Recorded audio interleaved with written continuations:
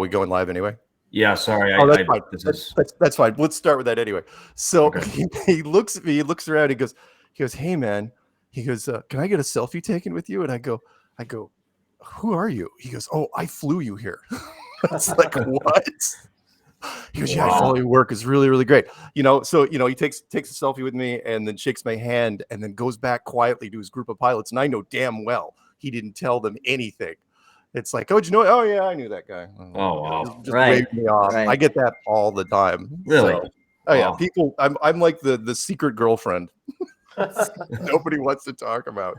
Wow, that's one way to put it. Yeah, I know. I probably shouldn't have gone that angle, but whatever. I mean, either way, if I see the secret boyfriend, it's worse. Right? Yeah, definally. I agree. Secret friend. How about that? There you go. Like secret friend. Those after school specials where the jock has a nerd friend.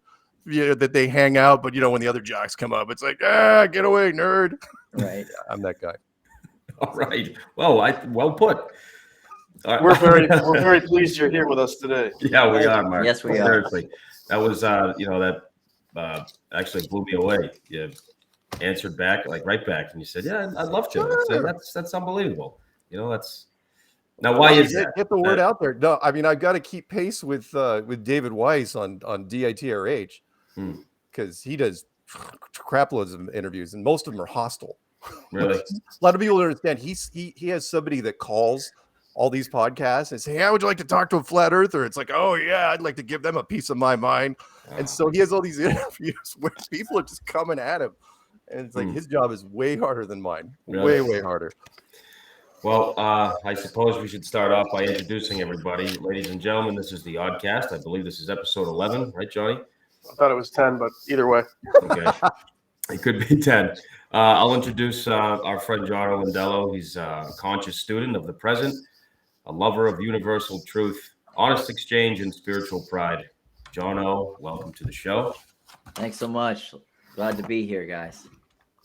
We're happy to have you back for episode 2 of the Flat Earth deep dive that we're doing. I'm going to introduce Mark Sargent. Mark Sargent is considered to be, by many, one of the most public Flat Earth personalities. I know, sorry. We appreciate you being here with us today for part 2 of our dive into the Flat Earth topic with Jon Olendello. And it's just, we're all blessed and so happy that you're here to talk with us. This is supposed to be 2.0, so you're the guy we need. All right. Yeah. I gave you the real deal. All right. Beautiful. All right. Let's dive right in. I just wanted to mention a few of the places that people may have seen you, Mark. The Netflix documentary Behind the Curve. Right. Your popular podcast guest and YouTuber. Yep. The what I consider a real great work, the 10-part Clues series on the Flat Earth, which I honestly just recently watched the 13th on the spacesuit, which was really great. Yeah, my spacesuit challenge. I was hoping that they would kill me in a vacuum chamber. Here I am.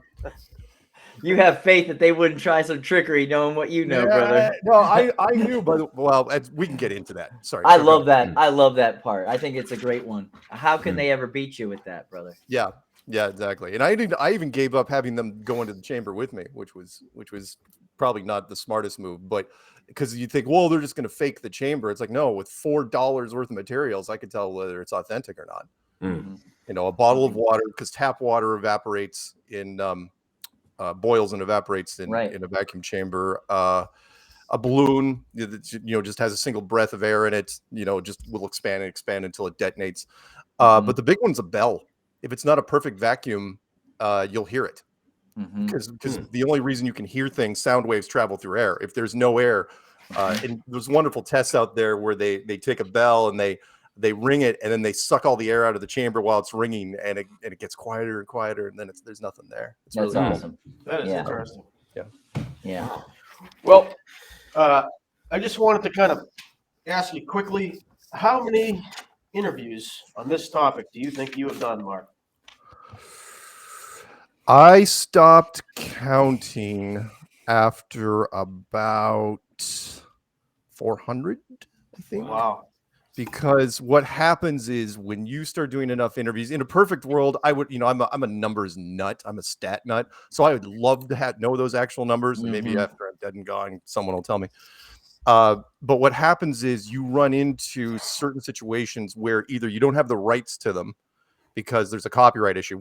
If you do big enough interviews, the irony is they won't let you reproduce them on your channel because there's any major network, international network, international ones. A lot of times I can't put it on because it's in another language. So they translate it for me and then they dub it. They dub my voice, which is like I've done two Russian television interviews, and I can't put them on my channel because it's just me with a Russian voice underneath it. And then there are people that either just never get back to me for whatever reason. I say, hey, can you send me the blah blah blah, and they don't hear from. So I put everything I can reproduce. I put on YouTube. But yeah, there's some stuff I can't do. And recently, over the last 2 years, I know, long answer to a short question. Recently, there's interviews I can't put on my channel because I talk about things that are now forbidden on YouTube. There's one of the biggest ones was obviously because they changed the rules on me. My channel shouldn't even be around on YouTube. I was kind of amazed that it's still there. I know, I'm stunned. You guys have no idea. I had, when they changed the rules and they said medical misinformation is now a community guideline offense, which equates with hate speech. I got 11 guideline strikes in 3 days because they started going through my back catalog. Oh, wow. I know. And I'm thinking, like the movie, The Henchman that gets machine gunned and he's still standing. It's like, oh, he's dead. He's going down. And I didn't even bother going back to my channel. It's like 11 strikes. It's over. And for some reason, somebody granted me mercy. And because after 3, there's not even a slot to put the others. So one of the guys who was helping admin the channel, he calls me up 90 days later and he goes, your channel is absolutely free and clear. So at no point did it ever go down, which was weird, but yeah, it shouldn't be here now. That's actually a lead-in into the second question I was going to ask you. Yeah. What? Do you consider that the flat Earth movement is growing because of more people are becoming awoken, or do you consider it to be shrinking due to censorship? The censorship didn't. Let's do the second question first, which is the censorship didn't really slow us down that much because we were already saturated in the market when they finally started kicking it. Don't forget that YouTube promoted us shamelessly for 3 years straight. I mean, it was just blatant. And again, their programmer. There's a wonderful documentary out there called The Social Dilemma. If you ever get a chance, watch The Social Dilemma. And the one of the programming, it comes down to one guy. There was one guy that was involved with things that are recommended for you on YouTube. He wrote that. That. Why are things recommended? And of all the topics, thousands of topics, he brings up one. And he goes, well, if the average person that gets into flat Earth watches 20 videos in a row, what do you think we're going to promote? And it was true. I mean, they are the biggest television network in the world, and they're quiet, but they, a lot of their content's crap, of course, but then again, you can say the same thing about TikTok. And they were looking for binge topics, and that was, once they found us, they just ran with it and they promoted us. There's this wonderful video of on my channel where this guy, just some random guy, he's doing there's self-help videos, and then there's people that go on and they say, hey, can somebody help me with this? And his question was, I'm trying to change the settings on my recommendations. He goes, for some reason, I can't get them to stop recommending flat Earth. He goes, I just say, no, not interested. And it just keeps coming back. And he didn't realize that we were basically hard-coded. So sorry, that's so the censorship didn't stop us. What was interesting, you say, is it growing or is it shrinking? When the whole pandemic thing happened, I'll give you a quick story. When I went to the first Flattoberfest, we couldn't do normal conferences because the venue wouldn't allow us to do anything without masks. So we had this conference down in the Carolinas called Flattoberfest.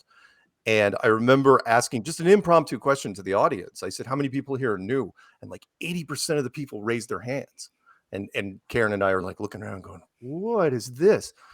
What it seemed to happen was kind of like Netflix. You know, people are like wearing out their streaming services during the lockdowns because like, oh, what else am I going to do? You know, break the Roku buttons. You're mashing them down so much. Same thing happened with the online content, all online content. So people were going down way more rabbit holes than normal, not just ours, but everybody's. But yeah, we definitely.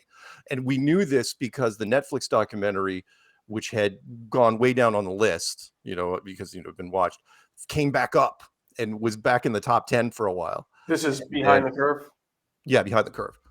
And then finally, in fact, just recently, not even 60 days ago, it ran its full 3 years contract under Netflix, and so now it's just on Amazon and iTunes and crap like that. But yeah, the Behind the Curve, heck of an interesting ride there. If you have any questions for it, so we could say that the movement is growing. Oh hell yeah! Okay. How could it not? How could it not? It would only not grow if there were some channels that could have shut it down. Right. You know, for every, you know, Yeah, that's a good point. We have some dedicated troll channels, and come on, it's been the clues are 7 years old now. Yeah. And the 7 years old in February or last February. And of course, there's channels like, I don't know, Simon Dan and Professor Dave, dedicated troll channels that basically base their entire YouTube career on trying to troll us. We should have been shut down by now, which is why I told people even 4 or 5 years ago, it's like, look, if you were going to shut it down, you're going to shut it down in the first 6 months, and it never ever happened. Right. You know, people are suckers for the truth, and when something resonates, it resonates.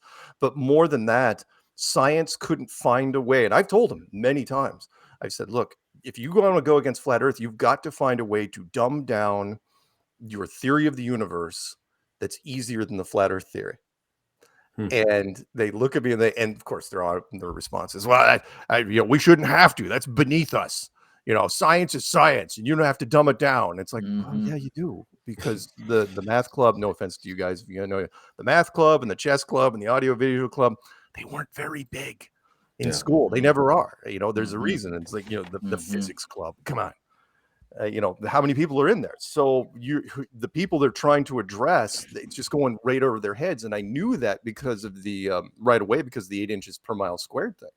Right. Because again, you ask somebody again, I loved watching people. It's like, okay, curvature of the Earth is 8 inches per mile, right? And they're going, I'm with you. And I go, squared. And all of a sudden you can see their eyes just, 500-yard stare. They're like, it's like, what? I forgot everything from 8th grade algebra. I have no idea what you're talking about. And so anything harder than that. So when scientists, try to just like, start throwing in this stuff, especially like Simon Dan, and Professor Dave, they keep throwing these. It's like, who are you talking to? Who is your audience? Yeah. I go, you're preaching to an already, converted. You're not going to grab anybody and flip them over. They say the truth is like a lion, right? It doesn't. Yeah, it defends itself. Absolutely, yeah. It's true. And come on, what I've told people is, I said, look, the reason why it did flat Earth, and I didn't invent flat Earth, obviously. The reason why flat Earth has done as well as it has is because we have now created a fairly comprehensive definition of the solar system and universe that's easier to understand than the current model. And way easier to understand. I mean, the numbers, we've compressed it down. Somebody said, we've turned this giant universe into a studio apartment. That's like, yeah, that's pretty much. And people can grasp it. They get it. You tell somebody, give them the speed of light equation, or it's like, talk about trillions of miles or things with so many zeros. It's meaningless to them. We have no, even when, for example, sorry, real quick, which is, we just to explain the speed of light to somebody, we had to come, usually we do miles per hour, but that number is too high. So we have to go down to miles per second just so people can kind of get it. Wow. You know, Mm-hmm.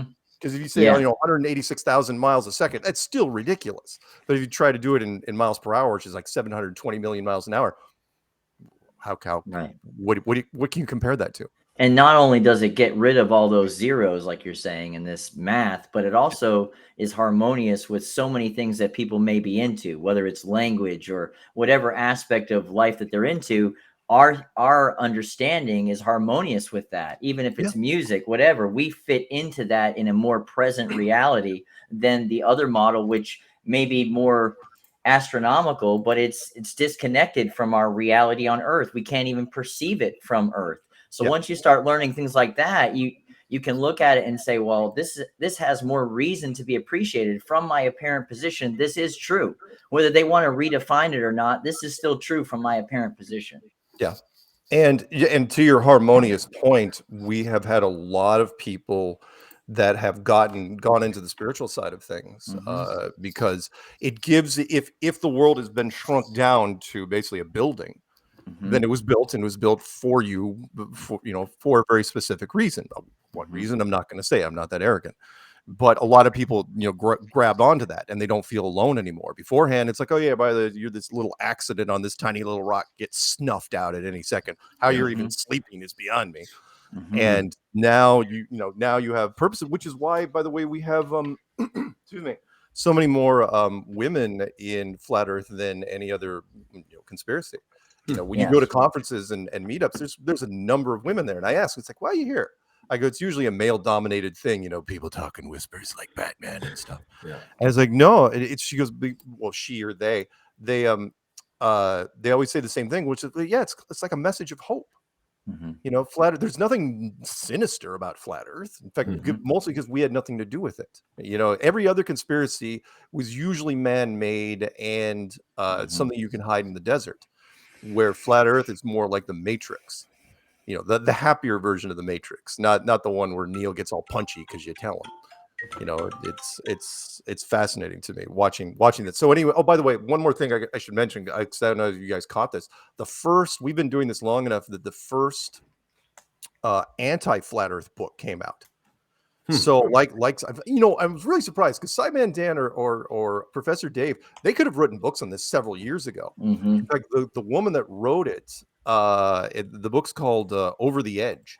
It was written by a daily. Wow, what a fucking title! Yeah, written dude, by they're good. They're daily good, dude. Beast reporter who went to the Denver conference, then went to the Dallas conference and interviewed a bunch of people. It's basically the behind the curve in book format, only it was more, she was going after the dirt, the gossip, the dish. And so she dedicated an entire chapter to Mad Mike, which I found interesting. I was like, really, Mad Mike? And what she didn't know was that the documentary, he was supposed to be in it. He was supposed to be in the documentary, but the team was worried. It's like, yeah, but what if he crashes, and dies? And it's like that'd be kind of like a bummer to the movie, because they wanted to keep it kind of light, and they were right in that case. So, yeah. I hate that they have to personify all that stuff rather than make it about the actual information. In fact, that book, if you guys ever check it out, Over the Edge, there is no nuts and bolts in it at all. It is almost 90% gossip. That is almost, and of course, Daily Beast reporter, that's what she's going to do. And it took her 2 years to write it, and she wrote it during the pandemic. But the only thing she even talks about for her, talk about denial being the first and strongest response, which was she will never be flat earther because she watched the sun rise and set every day. That is her argument. That is her entire argument. It's like, and I sent her the DITRH has got an entire playlist of sun stuff, sunrise and sunset, and I sent it to her, and I said, look, agree to disagree. So anyway, wow. Yeah, she doesn't want her reality shifted. That's why she won't. No, and again, peer pressure, powerful thing. People don't want to. It's the same reason why we have so few scientists. I've got some PhD friends, and I talked to them years ago, and I said, so why is it, I can't get any PhDs or masters? And she kind of laughed because she goes, you got to be kidding me. She goes, by the time you are leaving your master's, going into your PhD, she goes, you have spent so much time and money in school. She goes, the only thing you care about is getting published and your peer group set. Meaning, when you get into academics at a certain level, you have a certain circle of friends and they're all academics, right? And you all band together and you do these things. And the scariest word for them is ostracized. You don't want to be that person, which is why finding a PhD to go against us in any sort of debate is almost impossible. Because if you're in a debate with us, one of our people, you have to knock us out, treat it like a boxing match. You have to knock us out in the first 10 minutes. There was one recently. Sorry to interrupt you. That's right. Go ahead. Allegedly, Dave. Oh, who's he up against? He was up against a particle physics guy. Really? I haven't seen this one. It was good, yeah. They're in an outdoor setting. It's being moderated by a Scottish gentleman, I think. And I will have to check that out. Yeah, it's good. If the reason is because flat Earth should he won be too. the what? He won too. Of course, I think. And the problem that science has is when you get up to that certain level, you're academic, you're tunnel visioned, right? You can you guys have heard the story probably, or some of you have. With that, I was supposed to go against a physicist from Georgetown, who's being set up by a German television team. Talk about a weird set of circumstances.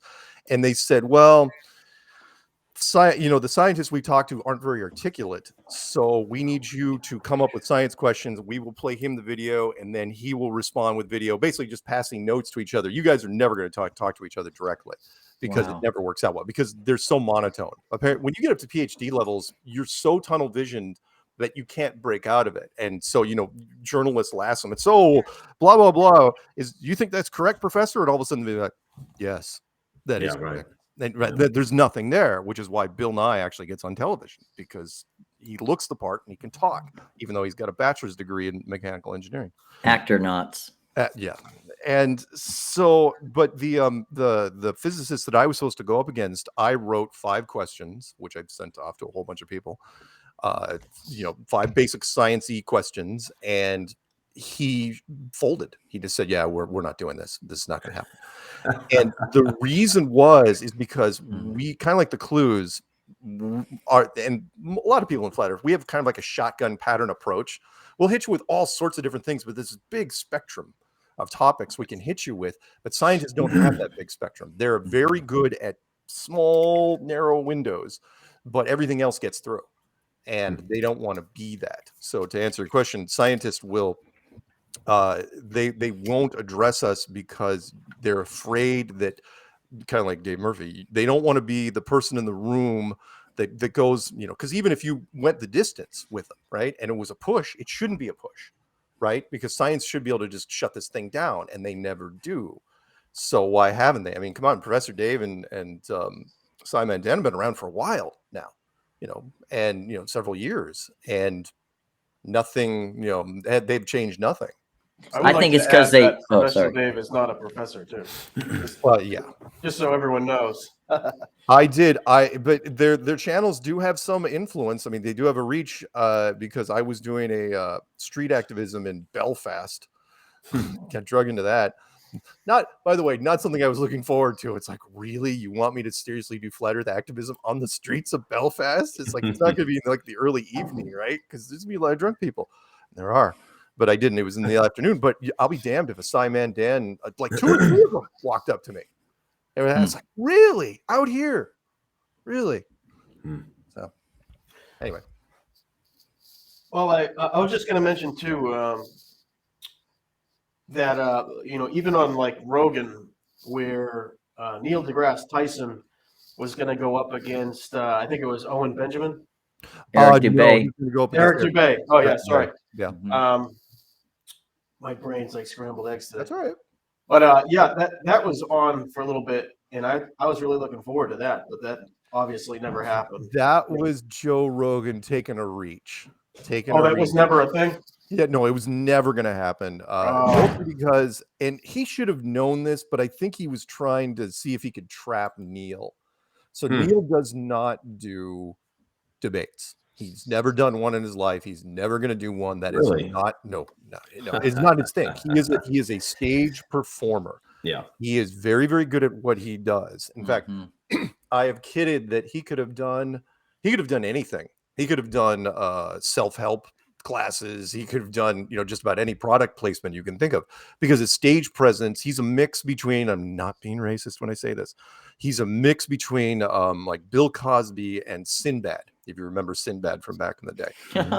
He's got that snappy delivery, he's got timing, and that's what he does. He goes up on stage and he's like, yeah, blah, blah, blah, blah.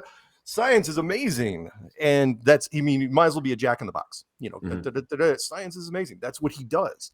And then he goes off the stage and he's done. And he doesn't, he's done. He gets a few questions in little interviews, but for the most part, he is a very, very, he has a limited thing. But what I thought was interesting is there's only 3 media scientists out there in the whole world. Right. People don't get that. And that is Neil deGrasse Tyson, first and foremost, out of America, Brian Cox out of England, and Michio Kaku out of Japan. Right.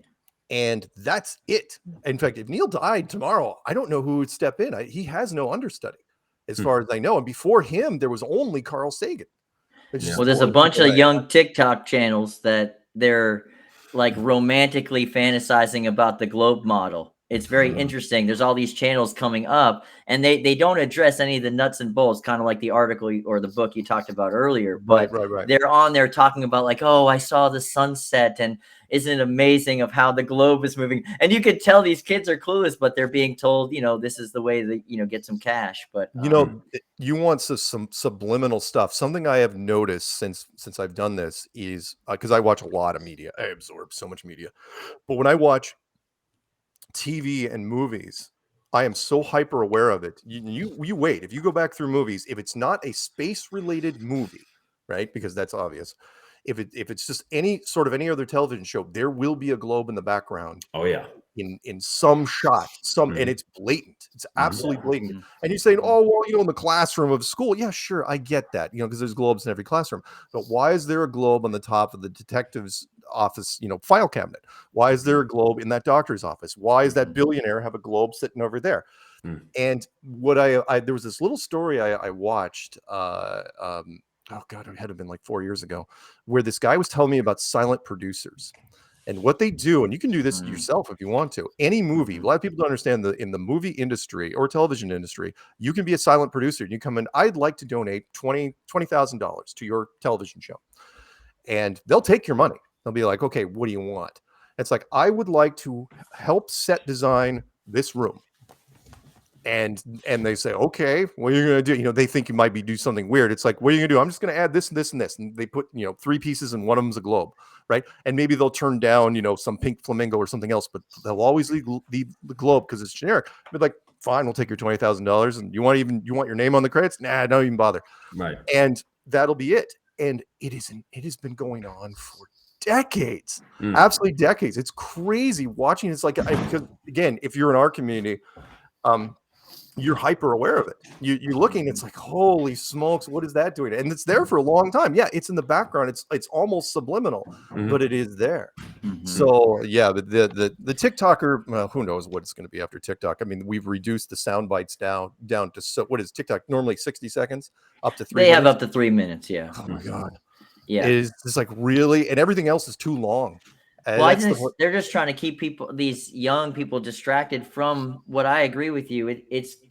Truth is here. They're not going to get rid of it. And I think they just try and maybe for the next 5-10 years, I don't know how long they're going to try to keep us all ignoring what we all know is in the room, as they have commercials about it with you on the Super Bowl, so it's like, what a contradiction of things. But this is that double think that they've promised us was coming, where these people can literally admit that we've been flat earthers and they know us well, but yet 5 years later, they've never looked into one thing with the frame of mind, like this might not be true. The globe may not be true. And I think that's really what it comes down to. Even the best scientist, who's a young man who really has a scientific mind and trains his mind and goes through schooling, he's never even questioned the globe from kindergarten. No. So every study he's done has only been with the assumption that obviously this is true. So he's never been trained to question any of it, even though he's a scientist who supposedly questions things, right? And I think that's why when they go out into the field, they're just academia. They're not really science.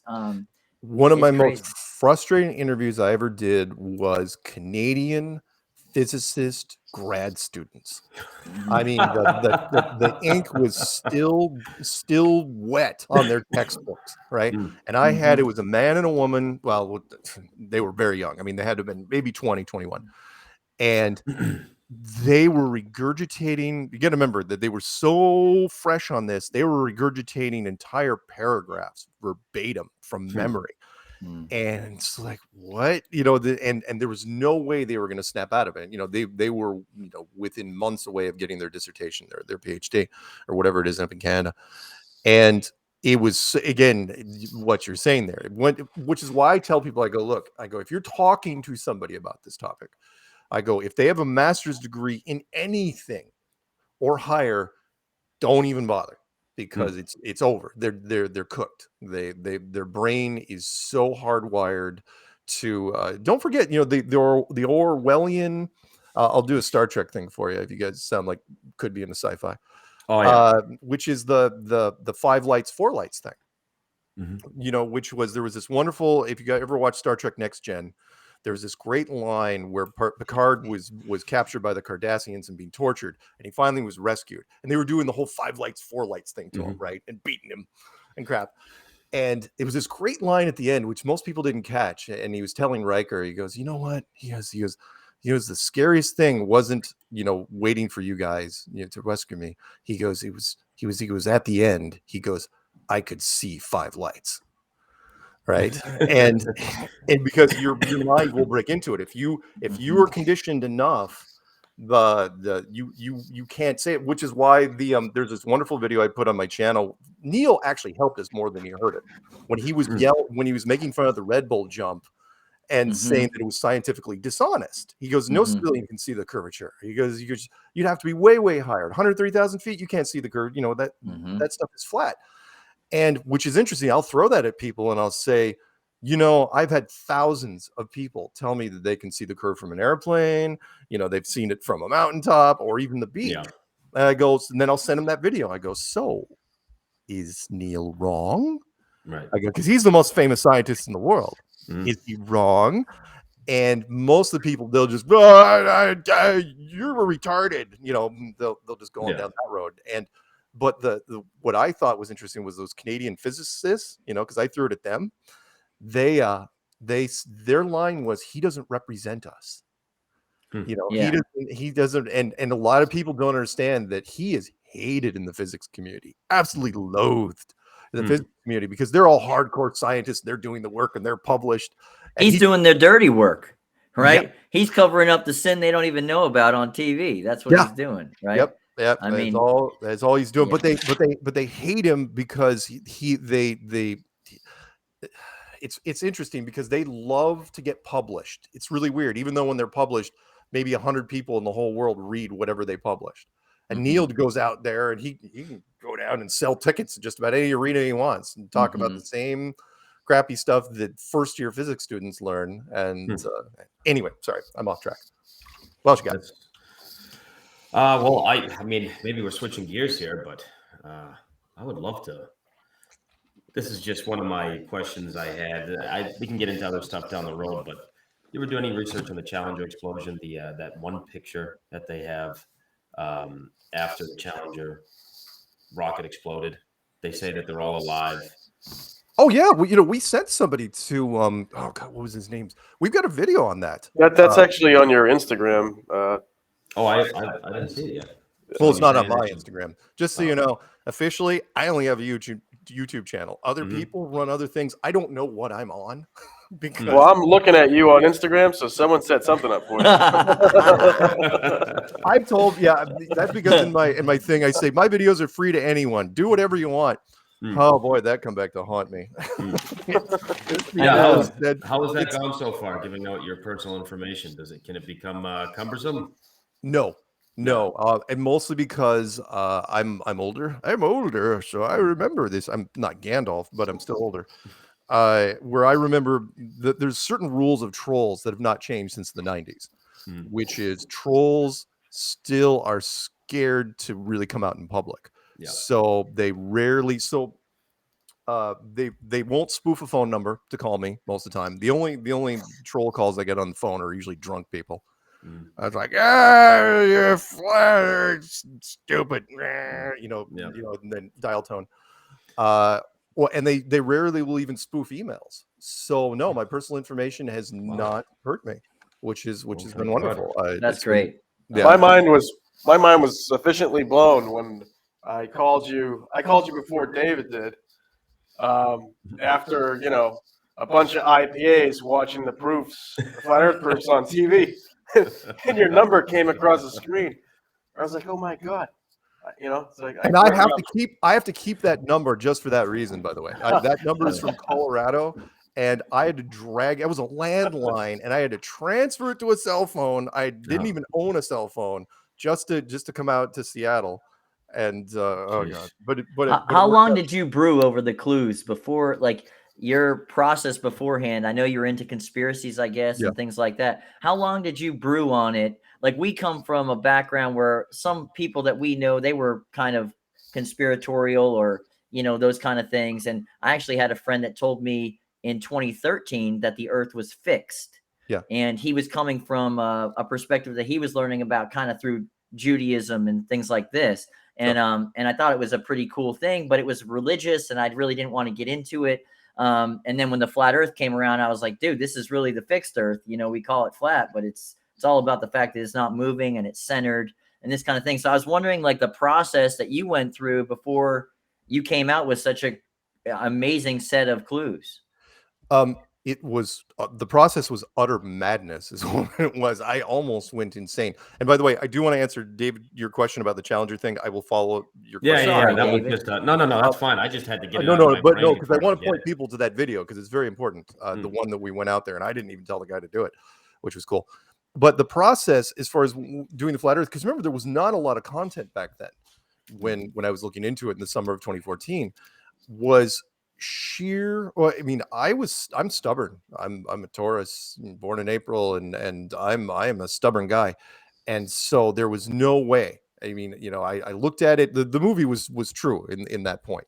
I mean, yes, they fudged some stuff, during the documentary, obviously, but this was absolutely true. Which was I was looking at it going, no, it's stupid. It's ridiculous. I mean, I know every conspiracy that's out there or have some inkling of the conspiracy that's out there. And flat Earth is just stupid. And the more I stared at it, I may not be the quickest problem solver in the world, but I consider myself to be damn clever. And I was going at it because I'm a lifelong gamer. So if I used to do game testing on top of it. So I will find the workaround. I will find the exploit. And I'm going at it from it's like holding on to a child's toy. And I'm going around it mentally in all sorts of different angles, trying to go in over and over and over and over. And could not figure this one out because every time I thought I had it, there was always some loose thread that you could pull on. I'm going, nah. Can't be. And then finally, again, I had this weird Jerry Maguire. I know I'm doing pop culture references, but why not? It's a pop culture world, at least in America. Where I had this Jerry Maguire moment where I woke up in the middle of the night and I said, you know what? It's a safer bet to go. The scales had tipped, and it's a safer bet to go on the flat side and work the argument from there.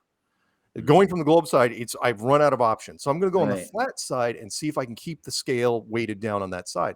And it was the weirdest, but up until that point, complete frustration and just going down every avenue I could think of, the usual people. But the point was I had to answer all the questions. That there was no way I was going to make a flat Earth video until I could answer every question I could come up with from the other side. So I just kept flipping the chess set around and saying, okay, what are they going to ask me? What are they going to ask me? What are they going to ask me?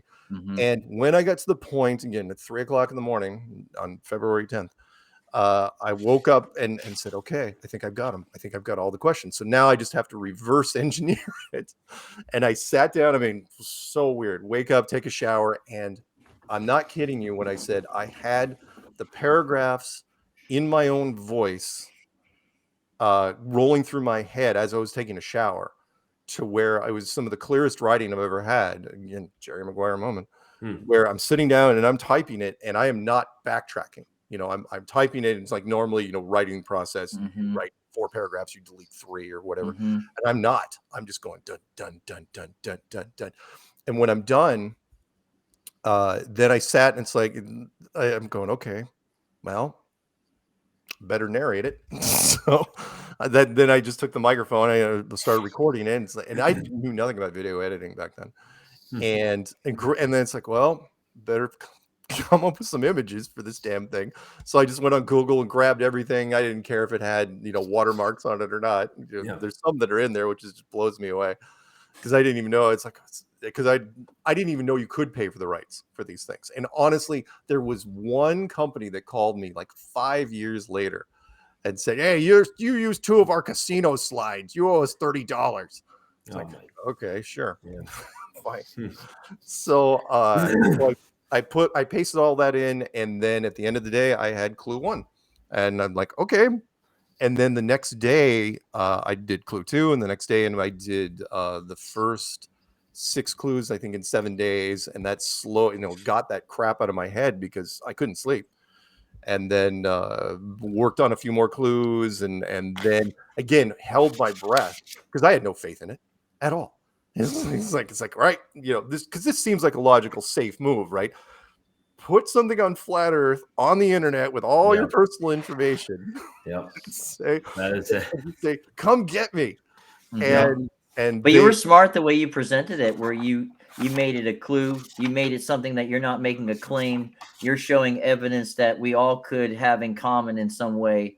I mean, there's a lot of, you did make some claims in the first clue. You even said, one of the things that boggles my mind is you said, revealing this truth will cause a reset of our society, So I think that's kind of crazy. You said that in the intro of the clues. I wonder worried. what was in your mind when you said that. I was worried that there were, because I didn't know the math on this. Was like, I remember talking to a couple of people, and I said, I go, there could be a small percentage of people that are going to flip out, right? And just start doing horrible things because of this. They're going to do, I was using Matrix as a reference. We don't free minds after a certain age, right? Because of bad things could happen. And I'm thinking, oh, this could happen. And it didn't. That's the part that blew me. It was the opposite of the Milgram experiment. If you guys know about that, yeah, where the scientists, a lot of people don't know this, is the Milgram experiment is that that perfect strangers will electrocute you to death if they can get away with it. I've seen that. It's crazy. What people don't know is the scientists' initial projections were it was going to be less than 5%.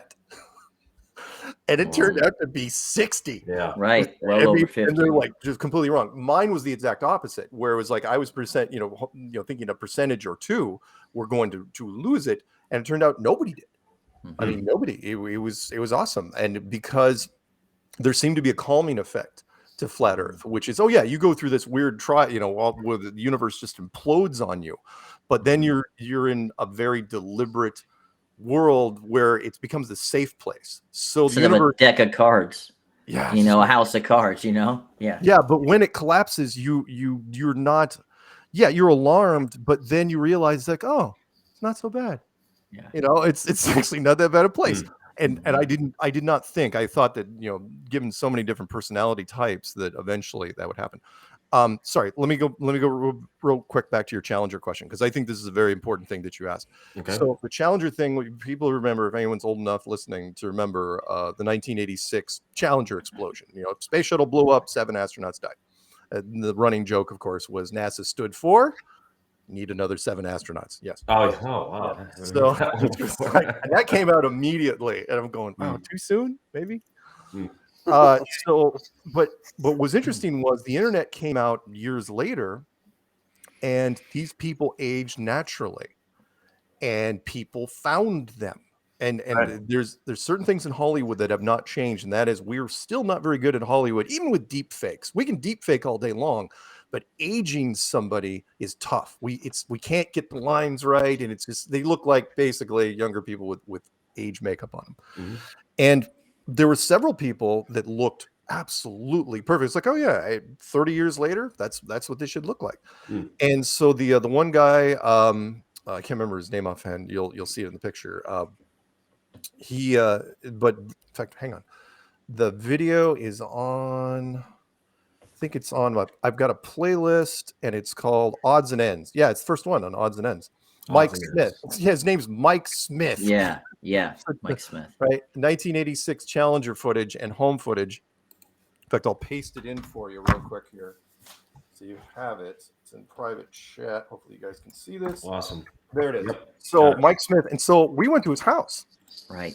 And what was interesting there was, they caught him outside in the snow, and they were talking to him. And this isn't, of course, the there's other shots that look better in the thing. But when we went to his house, what I thought was interesting about this was a lot of people that there's certain things in crime and responses when you're being accused of something you go to. And the first thing he would do, normally, anyone would do, it's the alibi, which, right? So in 1986, it's the first thing. It's like, no, in 1986, I was doing such and such. He never went down that road.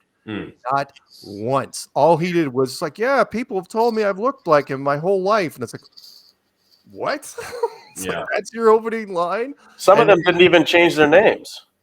The what? Yeah, some of these people didn't even bother to change their names. It's unbelievable. Right. Yeah.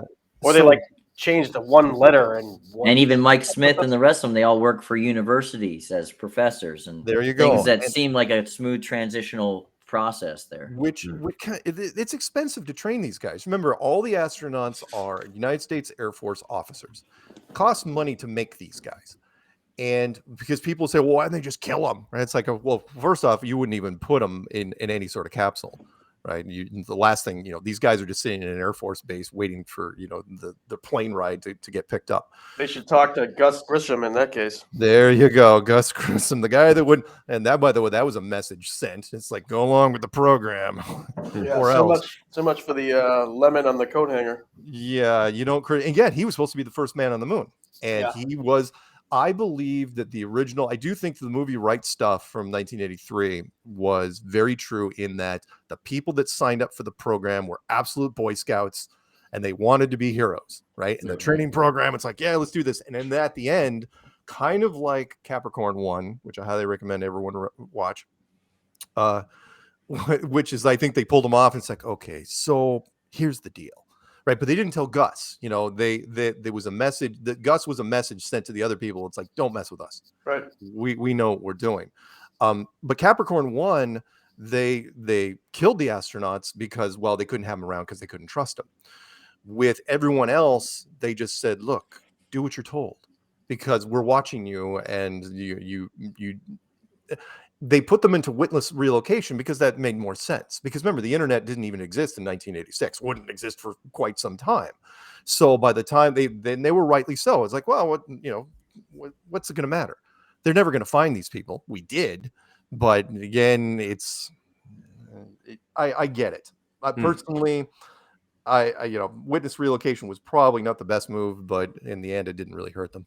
Have you seen the BBC documentary, the old one, where they show the process by which, in the emergency that a rocket failure happens? You know what I'm talking about, Mark? Where they can get into a thing that is a slide that takes them, I think it's like 40 foot underneath the rocket area, and they're into a basically like a nuclear shielded capsule underneath the ground, and they have seats where they strap themselves in. And the BBC shows all this and says this is what they can do if there's an emergency, and no matter what kind of explosion happened on the ground, it would not affect the astronauts. So it helps you when you see that as someone who's coming into this who may not know what we're talking about so much. You see that kind of picture, it helps you understand, well, if they did, let's say they didn't have those 7 astronauts somewhere, maybe they put them in there. Even if you saw them go in, they've already admitted they have a slide to go down, go underneath, strap themselves in,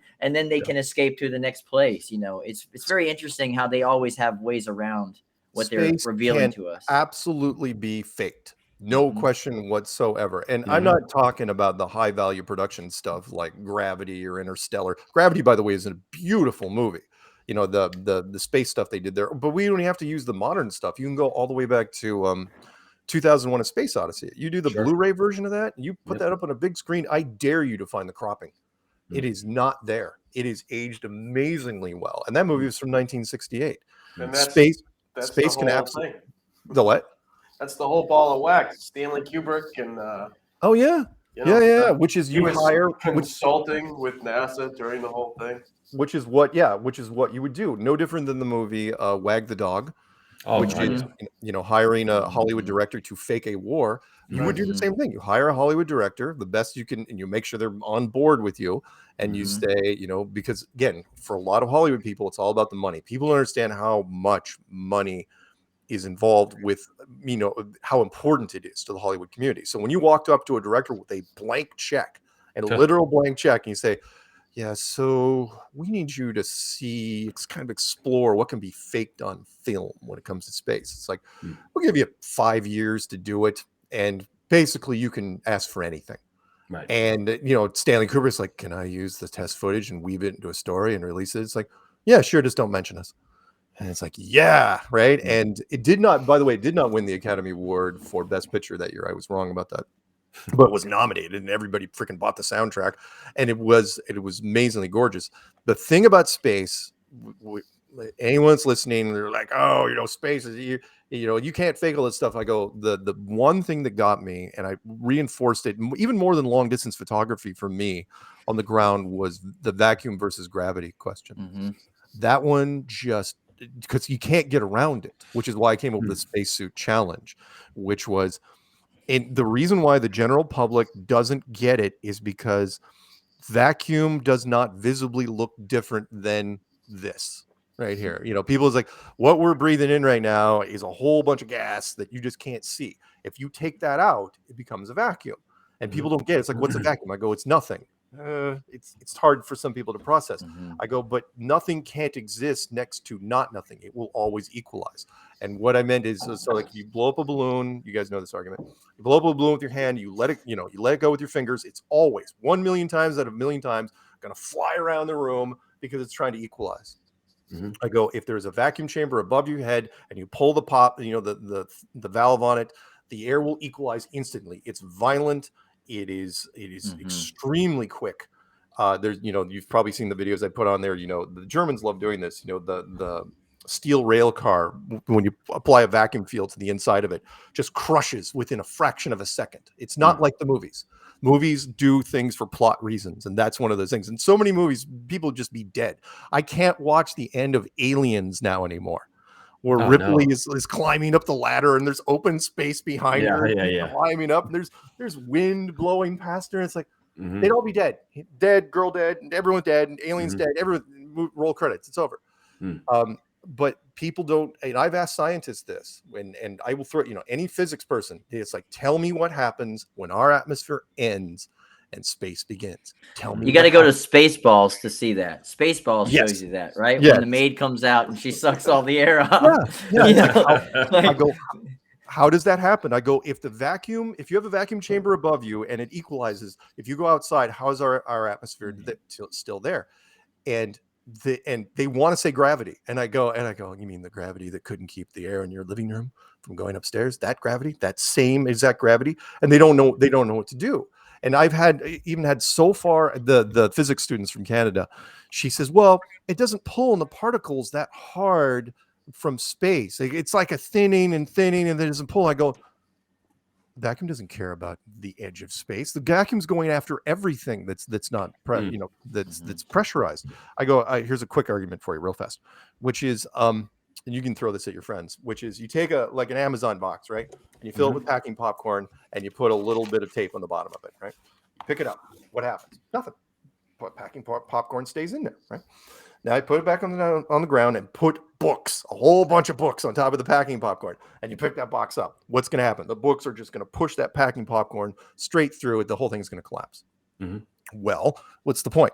The point is that if you're in the vacuum of space, it doesn't care about the packing popcorn on the outside. It's going after everything. It's going after every dense piece of atmosphere, all the way down to the ground, and probably the oceans to boot. Everything is going to be ripped off the world. and they can't deal with it. They don't know what to do because their argument it circles back to it's cyclical thing, which is like, well, it has to be gravity because we're still alive. Get it? Yeah. It has to be gravity. And it's like, well, unless it's something else, like I don't know, a pressurized system. It's like, well, it's not that. Like, oh, how do you know? So because it's not, and it's like, oh.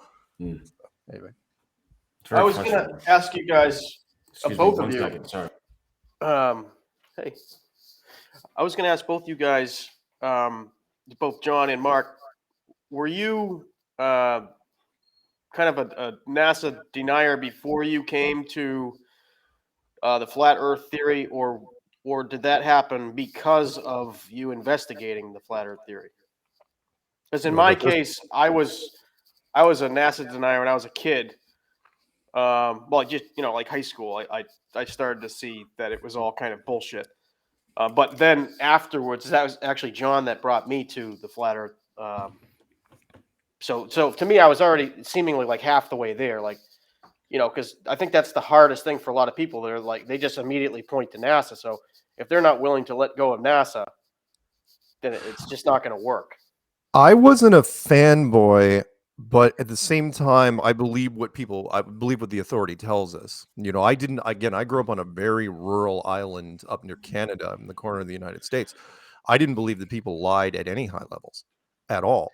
And then I started noticing people don't understand that after the last moon mission in 1972, there was a group of people, nerdy conspiracy guys, that were going after the moon missions immediately because they were finding inconsistencies, but there was no internet. So the only thing they could do is go to like UFO conferences and set up a table, and say, look, this rock's out of place and this doesn't make sense. And and they were absolutely right.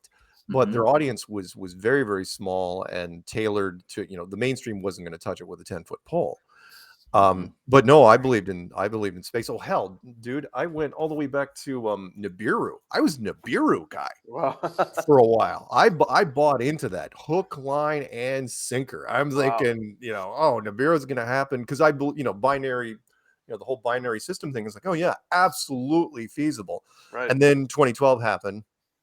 Nothing. 2013, 2014 is like, so my joke was, well, if it ever does happen, I go, it'll be completely artificial. If somebody says Nibiru's in the sky now, I'd be like, what the hell took you so long? Because everyone was wrong there. It doesn't even make sense now. So it's the flat Earth argument that destroyed your faith in NASA. Yes, because but that's the same way with a lot of people, because you have to use this. Nobody loves flat Earth right away. Nobody.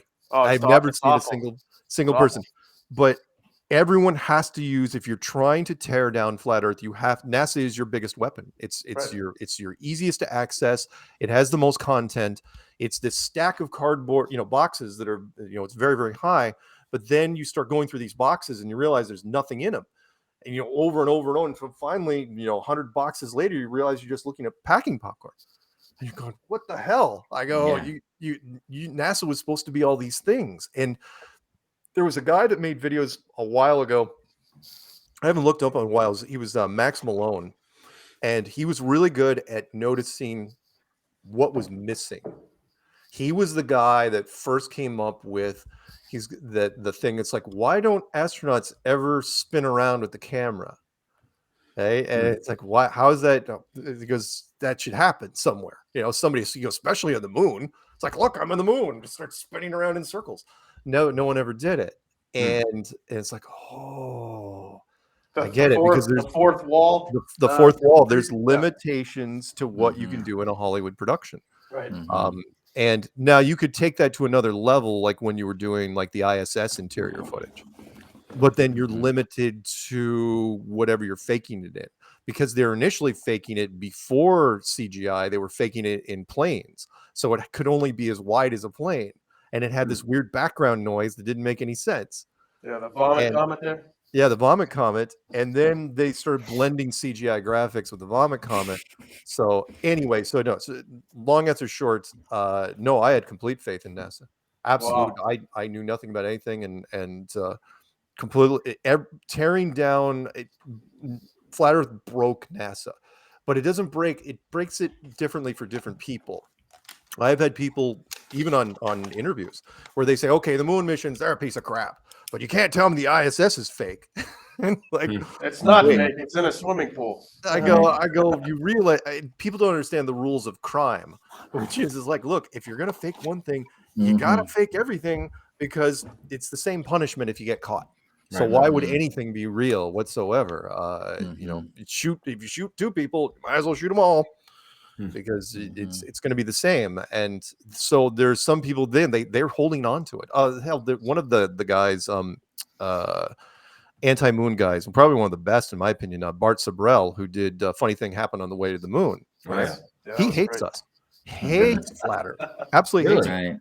Because because he's afraid of the heat because he gets so much shit as it is. So I don't think he wants to buy into it. Yeah, he's like, one, it takes away from my work, and two, it makes my work, makes the whole concept look ridiculous. There's a lot of people out there's like, Flat Earth makes all conspiracy people look nuts. It's like, no, conspiracy people look nuts to begin with. We took it to to the next level, which is, again, I don't want to quote too many things from David Weiss, which is everything is fake.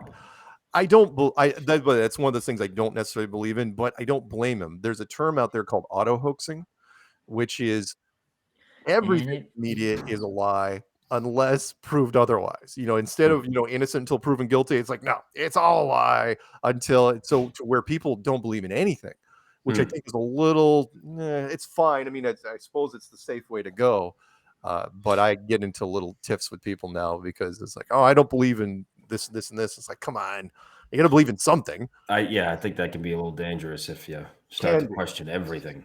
Can be, but at the same time, I get it. The reason why people have a hard time. Everyone's got their own comfort zone, their own wheelhouse. Sure. And the argument I throw at people, especially journalists, when they say, oh, conspiracies, that it can't all be conspiracies. I go, really? I go, so nobody lies in politics, business, sports, entertainment, and journalism and science. I go, I could spend a day on any one of those categories. And they go, well, yeah, there is. I go, really? Where? And then, or the argument some of you may have heard, which is, I came up with this a while back, which was, I go, there's no fake news. There's no fake news, right? So everything on CNN is absolutely true. And everything on Fox News is absolutely true. And it can't resolve both of them because both of them absolutely accuse each other of making fake news. And so it comes down to, political values and, again, what you're comfortable with. There's some people that believe that the part that got me, the writer of that book, she believes in media sanctioned conspiracies, right? So like Watergate was media sanctioned. Wow. And Enron was media sanctioned, but then it's not even a conspiracy anymore. It's either a scandal, unless somebody dies, and then it's a tragedy. But anything outside of that, unless it's actually proven by the media, then it's a conspiracy. It's like, I always point people to the media.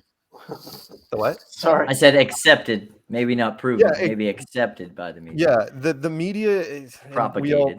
And people, again, I don't blame them, which is the media comes off, they present themselves as an objective news source. And I go, yeah, except that they're bought by a parent company that's bought by a parent company that has an agenda. They have an objective. I go, and these are old tricks, going back to old tricks are the best tricks. Hell, the movie even goes back further than that, but the first movie that touched on this was Citizen Kane, which was rich people learned a long time ago. It's like, if somebody's writing bad things about you, just buy them out. And not just the reporter, buy out the whole freaking newspaper. And then the radio station and then the television station, you just buy them out to protect, your own interests. That's what everybody does. So. I like Orson Welles' F is for Fake. I don't know if you've ever seen that film, but it's one of his later films. It's phenomenal. And it's all about, because he wasn't a flat earther, but I think he could have been, man, because he was logical. And that film, he shows so many cool things of how it's always right in front of us that things are a lie. We just don't even realize it because it may not even be sinister from the point of view that we're being, propagated, but it still is a lie. It's so much fake. I like the movie They Live. That's one of my favorites. They Live is a perfect example of it. There's an old line by Mark Twain, which is never let the truth get in the way of a good story.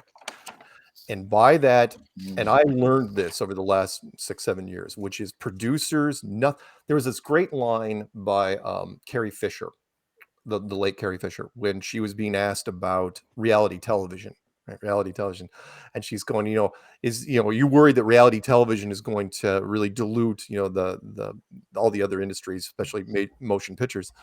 And she laughs, just laughs. She goes, what are you talking about? She goes, if it's on TV, it's not real. Yeah. And what she meant by that was producers will absolutely, the power of editing and the power of them putting things forward, even innocuous things like when I did a National Geographic thing down in Los Angeles, right? Mhm. And I was meeting the on-air talent.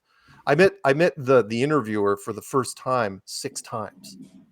You know what I mean? Meaning it's like, hey, it's Mark Sargent. Hey, shake hands. What? Okay, let's do it from this angle. Hey, it's Mark Sargent. Hey, Right. and Wow. multiply that by everything that we were doing. Mm. Even there was this one.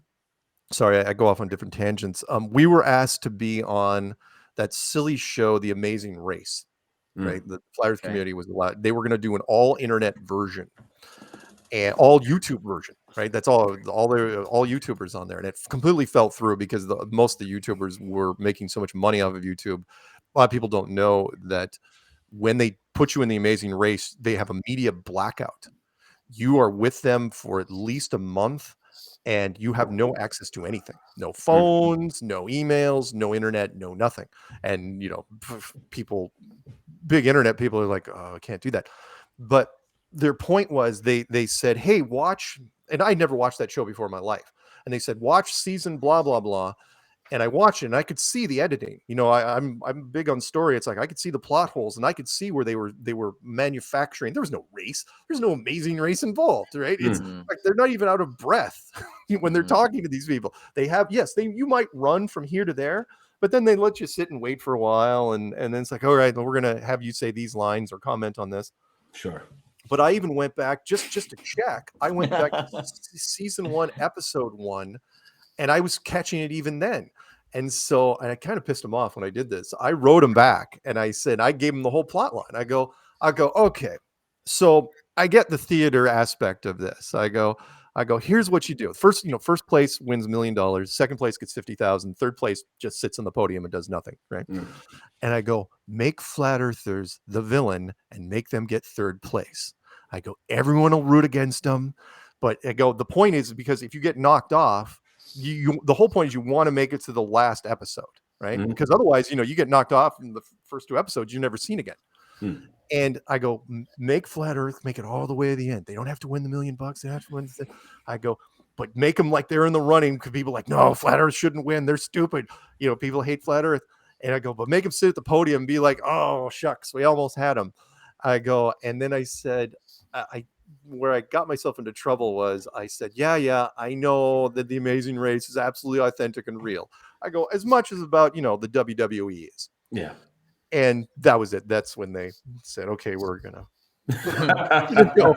We're going to go. They're still doing flat earthers. We're not going to have you on the show. Yeah, we can't steer these guys. No, they were, but I got it. I mean, and that's when they picked Matt Long and Nate Thompson, and per my recommendations. And a lot of people don't know is the winner. Everybody's chosen. The whole path is chosen before the show even starts filming. Which really? is, they do screen tests. And it's like, okay, these guys are going to win. These guys, this will be the rivalry. These will be the pain in the ass. And the same thing is true with American Idol too. I knew somebody that was on there. Yeah. It's mind blowing. Nothing. There is nothing. There is no such thing as Yeah. reality television. Nothing. Yeah. Nothing. They tell you There can't be. It has to be written. It has to be written. Yeah. Here's a quick little one for you. And I didn't watch the show much, but how many children did Ozzy Osbourne have? You remember he had the show, the Osbournes, right? Right. Oh, this is 2. The nerdy Show guy for with the 2, yeah. glasses and the girl that kept changing her hair color. No, there was an older daughter. Yeah. There was 3, but she said, I don't want to be part of this BS show. And she was living in the house the entire time, and they had to shoot around her. It's amazing. And apparently she would go to places and she would introduce herself and they'd be like, no, you're not. You weren't on the TV show, right? And it's like, no, I am. I decided not to be on the TV show. And it just completely blows their mind, because it's like the reality that was shown. It's like, no, this is the Osbourne family. It's like, nope. Nope, nothing is Wow. real. Nothing. She's the badass Osborne, I guess, huh? Yeah. She was the smart one. Well, I have a quick question for you. What's the mindset when the majority of the world honestly doesn't either A, believe you, or in some cases berate you maybe, or like what's the mindset there for you? Oh, Does it somebody comes propel at you? me. Does it propel you to even investigate and preach about it even further? It doesn't really change much. There was a guy, reporter for New Zealand Today, and he's one of those guys, one of those instigators. Well, let me tell you first. The guy the interviewer that intimidated me the most was Piers Morgan, because I had seen him tear people to shreds, right? And politicians and actors and all this other. I'm going, I don't want to do this show. And then I learned that one of our astronauts is going to be sitting right next to him. And at the last minute, I'm going, I really don't want to do this show. But I learned right then the point, and producers kind of coax you through it, is like, you don't want to be cut off. I got a whole bunch of crap for that interview, which I couldn't even put on my channel because of copyright issues. I couldn't be the goal is you don't want to get cut off by the producers. You don't want to, because people say, why didn't you attack Terry? You had an astronaut right in front of you. Why didn't you attack him? I go, here's why. I go, look, Terry, you son of a bitch, rat bastard, lie, blah, blah, blah. And all of a sudden, oh, hey, we lost Mark. We'll try to get him back after the commercial. And you never get come back, right? The whole point is you want to go the distance, right? You want to go the full 10 minutes or whatever it was. But there was this guy in New Zealand who sat me down in the hot, deliberately. He was in the shade, I was in the hot sun for 40 minutes, right? He's just hitting me and all sorts of stuff. He'd throw in little barbs, and towards the end he was using all sorts of profanity on me, right? And then he just stops. He goes, stop for a second. He goes, look, I've been trying to get a rise out of you for a while now, and you're not going for it. He goes, what's the deal? He goes, why aren't you doing, why aren't you losing your shit? And I said, because it'd be hypocritical for me to do that. I go, everyone that goes into Flat Earth the first time, I go, look, 5 years ago, I was you. So how could I yell at you? Well, we're going to say, why are you so-and-so? He's like, how dare you, sir? Dueling pistols. We got to do that. But that happens more often than you think. And where people, the people that talk, most of the time, you can't take it personally. A lot of the times when they try to get a rise out of you, they're doing that just for the soundbite. Right. That's all they care about. There was, when you're mic'd up, like a full blown, you have a mic pack, and I think I don't know how many mic pack interviews I've done, but I've done a bunch.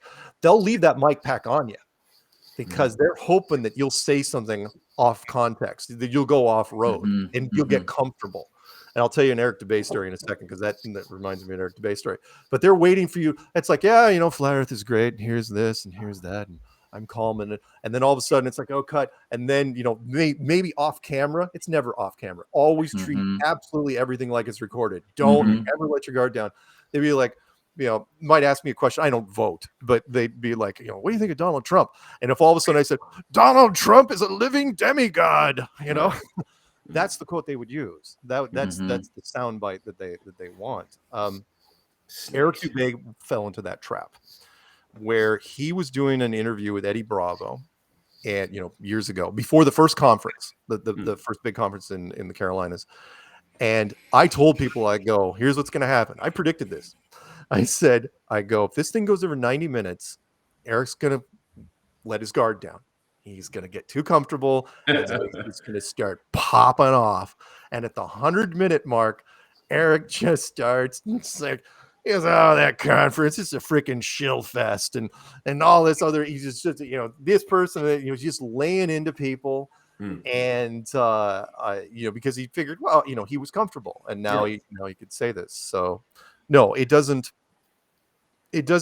make me do anything more or less. I'm completely empathetic when it comes to that.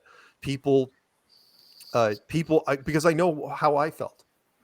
I was, just banging my head on the keyboard going, nope, can't be real, can't be real, can't be real. There was no one to yell at because there were so very few people. I mean, Matt Boylan, I wasn't going to yell at him.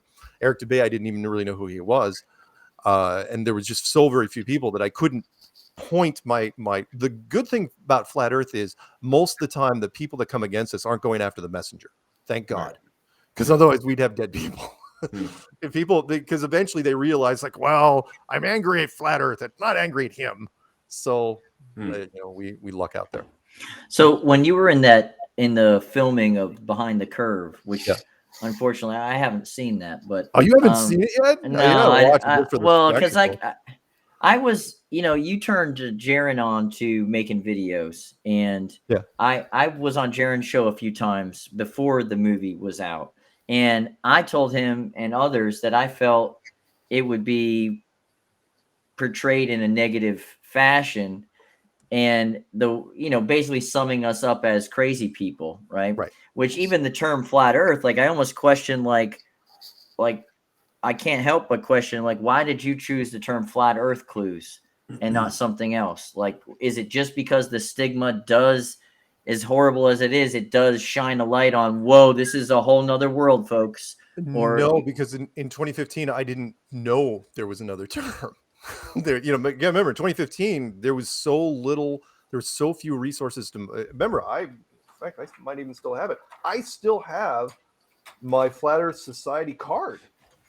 Yeah, and you joined the Flat Earth Society to try to get more information, I'd imagine. Yep, I did. Right? Here it is. Yeah. In fact, it was written to me in summer of 2014. Right about there. Oh, nice.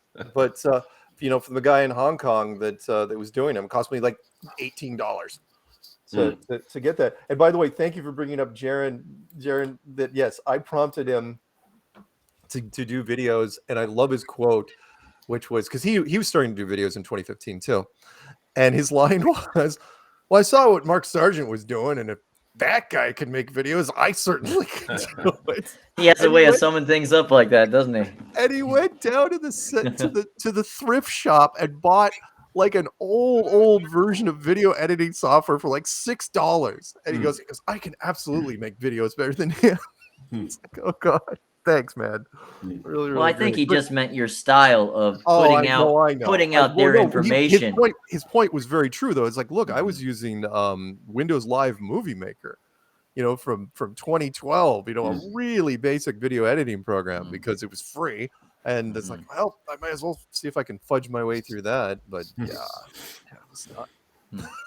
What's the next step? I suppose I would ask, like, improving.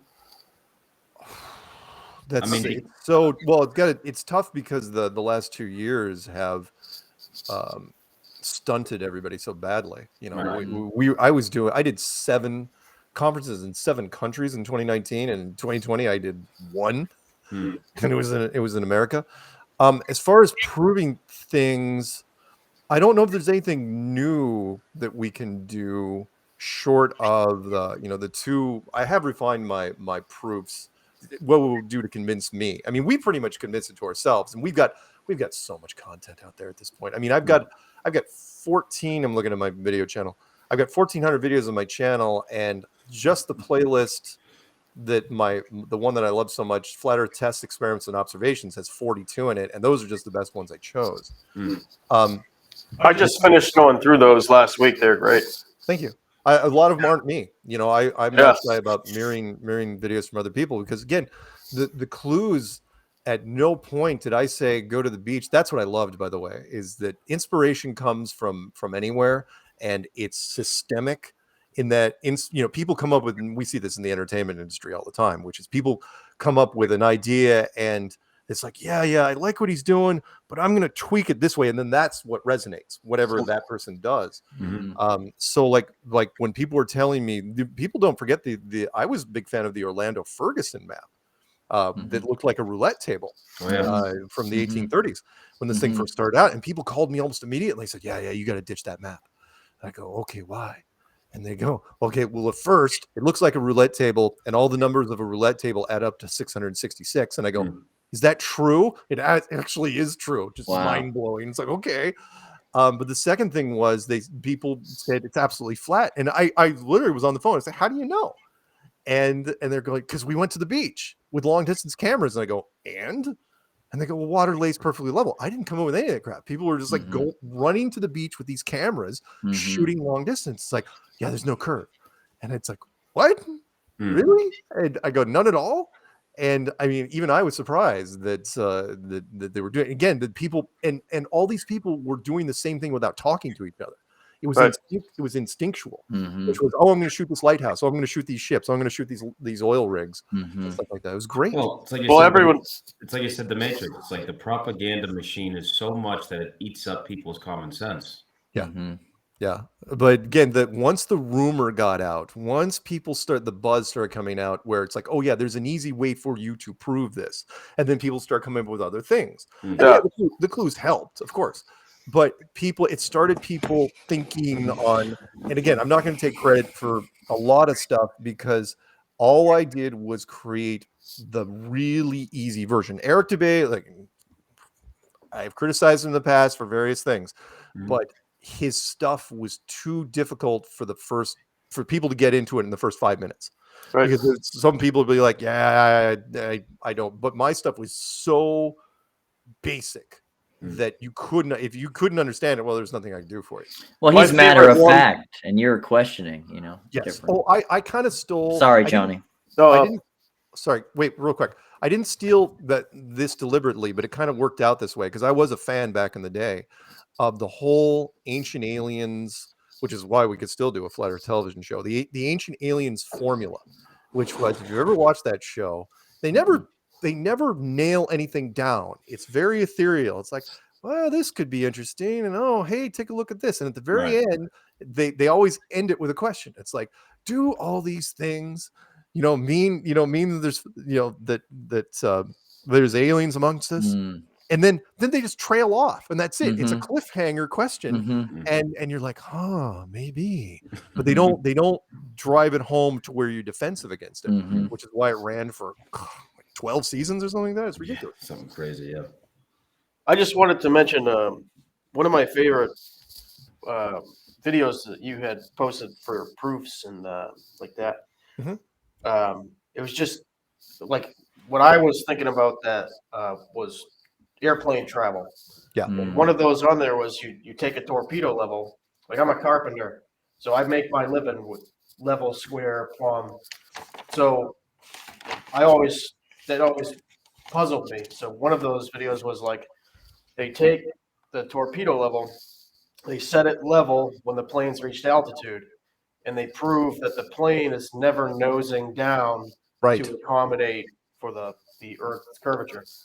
That one to me is like, it's so simple, but it's so it just cuts right through a lot of the bullshit, because you would have to nose a plane down, every certain amount of miles, to keep from flying off in outer space. Right. It's so simple, but it really was profound with me. Maybe I'm just a simple person, but no. Really, D Marble. Let me see if I can find this real quick. FLIGHT flight tracker. Yeah, that is a great. That is a great little example, and a lot of the people that would say that don't believe in that, they say, oh, well, the Earth is so large that the sphere is it spans out so long, but then you can easily bring the math back in it as well. And the curvature calculator is the curvature calculator. Right. Like when you plug in the numbers, like there's this wonderful video I will find for you today, or it's the one where he gets on the plane, Mark. Well, no. D Marble's thing was great, but there was a more interesting one where there was a guy that made a video. No, in fact, he just sent it to me, and I just made it into a video, which was the flight tracker, one of the flight tracker softwares. Normally, it's top down. And there was a version where it flipped sideways, so you could watch it horizontally. And what they did was they extrapolated it to where, again, this is straight out of their raw data. And the planes were literally going straight up, almost, relatively, and then flying absolutely perfectly level to their destination and going down. And what was interesting about that video is that the United States, and they were showing, the entire United States. What was interesting was the United States was perfectly flat on this map. I'm going, And the planes were running perfectly flat on this map. It's like, why would they be running perfectly flat? I go, there's a massive curvature over the United States. In fact, the raw data would be curved data. So why is the plane tracking software running it on an absolutely flat map? And that's because when they do their when they're building the model, it builds out as flat. Right. And it's Can't help it. you're literally watching these planes. Again, I have done many business travel, and the demarbled thing, that was not a big surprise to me at all, because you are hypersensitive when you're on a plane of any sort of motion.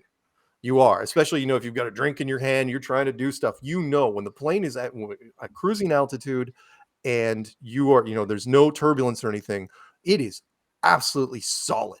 Nothing is moving at all. I mean, it is perfect. And you're absolutely right. Is you will either be nosing down or nosing up, ever so gradually at some point, and never ever does. And yeah, people got onto that one. That was great. I was glad that D Marble put himself out there again, risked it all, and he caught a lot of crap. Oh my God. The negative, the thumbs down on that one had to have been at least 80% on that video. I think it's interesting that they turned the number of thumbs down off on YouTube. Mostly for political reasons. Yeah, believe it because of the not. White House. The White House was getting crushed. Their approval rating was tanking. Anything the White House was putting out was just getting annihilated. And so they It'd be decided, like 200 thumbs up, like 10,000 thumbs down. Oh yeah, it was so bad that but they had a good excuse. It's like, yeah, we're just going to cut down on the whole troll thing and, get people's self-esteem. And it was weird because there was a rating system out there before it shut down, which was the worst rated YouTube videos in history. And people, like the song like Friday, and Justin Bieber had a thing on there, and Jake Paul and crap like that. And that's all meaningless now, because there's anyone that's getting into YouTube for the first time, they don't even know that thumbs down was a thing. It's like, and the ratio's gone. And again, what that helped out us, because that proved my point that few years earlier in 2018 was when they got rid of search results, the number. Beforehand, you could type in any topic. That's how I knew we were doing that. I've got a playlist that covered the numbers. I even got screenshots. And there was a playlist when you typed in flat earth in 2015, it came out with relevant search results of 50,000. That doesn't mean videos. That just means everything that mentions flat earth in the video system. And that just kept going up and up and up and up and up until finally they realized that it was, they couldn't do anything to stunt the numbers. And so they just removed, kind of like thumbs down, they just took the line out entirely. So it doesn't matter what you type into YouTube, you'll get the items, but it'll never say what the number was. It'll never say search results equals, and that's Internet 101. That's been around since the internet was started. Mark, in your investigative research over the past years here, where do you find that most of your proofs and facts come from? More astronomy or more tangible things that are on Earth right now? That's a good question. No one's ever asked me that. I would say both. It really, because most of the stuff comes from other people. We compare observations, and all it takes is one. Usually, it's a consensus. People will float an idea out there. Someone will say, kind of like the I'll give you a great one, the moon temperature test. Oh yeah, love that. People threw that thing out there in 2016, and even I remember I was one of the first people to hear it from some caller, and I just laughed at him. It's like, what are you smoking? Jonathan, he was my co-host at the time. He's, wow. He goes, that's out there. But people heard it, and people started. And what was interesting was it was easy to test. That's the really kind of like an easy message. If it's easy to test, you will find out if it resonates in 2 seconds.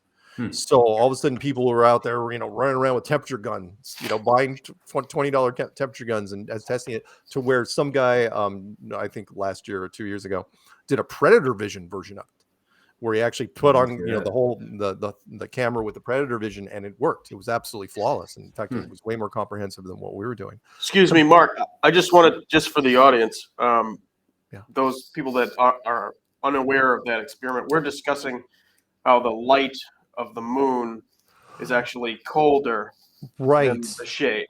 Right. So there was somebody that initially proposed that the moon generates a cold light. And we didn't understand it. We were like, what do you mean? It's colder at night? Duh. We know that. And it's like, no, man. The moon is generating a cold laser light. And it's like, nah, it can't be. And so what we found out through trial and error, and there's some wonderful things posted on my channel out there about it. We tested it every way you could think of. In fact, Rob Skiba was one of the first guys to test it. May he rest in peace. May rest in peace. Which is, if it's 90 degrees in the sunlight, it's 80 degrees in the shade. We all know that. But if it's 50 degrees in the moonlight, it's 60 degrees in the moon shade. It's actually warmer in the shade, up to like 13 degrees Fahrenheit. And even weirder was when I suggested, I go, what happens if you magnify moonlight? I go, because if you magnify sunlight, it gets hotter. You can burn things. Concentrated, yeah. Yeah, but if you magnify moonlight, does it get colder? And it does. It absolutely gets colder. And so does that prove a flat Earth? No, but it completely blows away the relationship between the sun and the moon, because everyone knows, well, the moon's lit up because it's reflecting the sun. Mm-hmm. Do you mean magnify in a practical sense, like you hold a magnifying glass under Yeah, you hold a moonlight? magnifying glass up to moonlight, which is already cold, and then you take that point of light and you throw it on a sensor. It will actually be colder. That's wild. Preferably on the full moon. Preferably we on have a a full lot of moon light. where it's high in the sky type of stuff. No different than the sun. The sun's not very warm in the winter. Do you have to do this experiment with the ground temperature being above a certain point? No, you don't even have to do the ground. We've done it with copper strips and water, which works really, really well, where you just do a copper strip in a glass of water. And that Jeff Grubb did a great thing on it, where one was in the moonlight, one was in the moon shade, and then he had a jeweler's arm holding a magnifying glass for the third one. And it was absolutely true. Now, again, does not prove a flat Earth, but what it suggests is that the moon is self-illuminated. And if the moon is self-illuminated, whoa, then we got a problem, because that means the sun is not what you think it is, neither is the moon. Right. Because again, the moon cannot generate, at the very least, if the moon is reflecting the sun's light, yeah, it might go neutral in terms of temperature, but it should never go negative. And it should definitely not go negative double digits. Well, the Bible says that the moon generates her own light. Yeah. Why would generate? Yeah, the moon is an inspirational piece that inspires. It's a nightlight. That's all it is. I mean, the sun is an incandescent bulb that generates heat, along with other things. The moon is and again, I did not know any of this crap. People were calling me up going, we can do this in labs right now. I go, what? I go, we can change the frequency of a laser. Everyone thinks, laser beams, burn holes and things. Like, you can change the frequency of a laser and it can generate a cold light. In fact, it's used in, you can look it up, cold light health things for people that do facial stuff. I don't know if it works. It's probably snake oil, in terms of what it can do, but it generates actually a cooling light. There are lasers that generate cold light. And again, I use that as one of my my 5 sciencey questions that I throw people, because scientists do not know what to do with it. Most of them have never heard it before in their life, and why would they? And when they hear it, they're like, what? They know it's true. I go, yeah, you don't even. I go test it with I got a laser thing. I think sitting right. I got one of these. I think I do. Yeah, one of these right here. Point and click laser thermometer, $20. Bingo. And you're thinking, why do these things even exist? I didn't even know why these things even existed. They were to test usually engine blocks. They're for mechanics. So you test like the temperature of an engine, or when they're doing road asphalt stuff. You can point it at asphalt, and you can test if the asphalt is enough to smooth it over and stuff. Or COVID-19 temperatures. You can use this to actually check the temperature of your skin. And that's right. You just saying that got us kicked off of whatever platform we're on. No. You're fun. I learned a lot about that. You can get away with some stuff. The thing you're not allowed to do anymore is you cannot. I know, because I've gotten the messages. You cannot contradict the CDC or the WHO. Period. If they have a statement, you cannot contradict it. Yet they contradict themselves. Yeah, I know. Well, heck, I mean, I just started putting out when I do Strange World episodes now. A podcast I do every Tuesday. I can't I'm careful enough. Well, because it's over. Because the whole war thing. I loved that, by the way. Yeah. That they just transitioned to this like mandates have now been repealed, and here's the war. It's like what? It's always like that. Remember, like the worked. wildfires in Australia, and that was like Mhm. it was like this amazing story, and everyone was obsessed with it. And then the very next thing happened, and then that was it. Oh yeah, the media is they don't care about segues anymore. They just don't. They are told what the producers just transition over, and that's what the stories they run. And it's like, oh, it drives me nuts. So it's obvious that your YouTube channel is still up and running, and you said it yourself that you're surprised that you're not shut down. Yeah. Now, where do you think the threshold is that what you can get away with without being either shadow banned or completely shut Well, down? I've been shadow banned for a while. In Yeah. fact, I didn't get off completely. They demonetized my channel entirely. There's no way I Really? can get that back. Yeah. They and it was mostly because I started off back in when 2020, I was bitter anyway because I was on my way to England to do a pancake day commercial for McDonald's because it's round and it's flat, and they said, "Oh, flat or tie, and it'll be brilliant." I'm going, "Yeah, let's do that." And then it's like, "Oh yeah, by the way, the border's closed." And it's like, "What?" So immediately after that happened, I just started going off on a tear against this whole, that whole thing for 2 years straight. And there's again, you can get away with some stuff, but again, the things YouTube, the messages are very simple, and I could read you the text. I've got it sitting somewhere where it's like you just can't contradict the medical field. You cannot do it deliberately. The false flags you can't talk about. Can't talk about the medical stuff. And then what was the other thing? The election. Back when that was a thing, you could get booted for saying the election was fishy. So you can't talk about Operation Northwoods or the Gulf of Tonkin. Oh, you can talk about that, sure, but like for example, because it's old history. Yeah, it's not like present day, right? But if I wanted to talk about, I don't know, something involving a school, right, or something like that, you can't do that. That's what got Jones nailed up. Yeah, the school situation. Yeah, at least that's how it's being portrayed. So now my big focus is the war and stuff. And I heard your last Strange Days podcast. I listened to it just in preparation. I was like, let me hear what he had to say. You had what was it, Brian Wilson or somebody? Brian Burton, United States Army Master Gunner. He and I have been comparing notes, and he just retired fairly recently, and he said that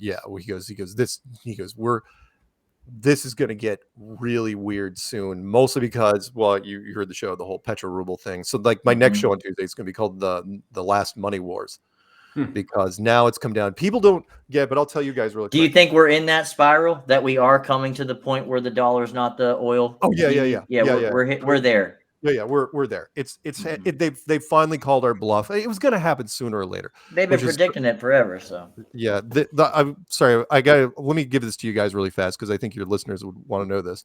Which is, there's a hidden thing with America, which is the reason why America has done so well. The reason why we're talking right now and our standard of living has gotten so high is because we figured out how to run a protection racket on oil.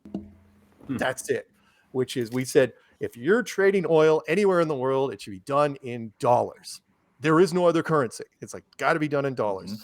And it's like, why? And if anyone even questions it, we go gangster on them. It's like somebody raises their hand, right? And they say, "Hey, can't we, trade gold for oil or whatever?" It's like, yeah, you can sit down now. Send a bomber.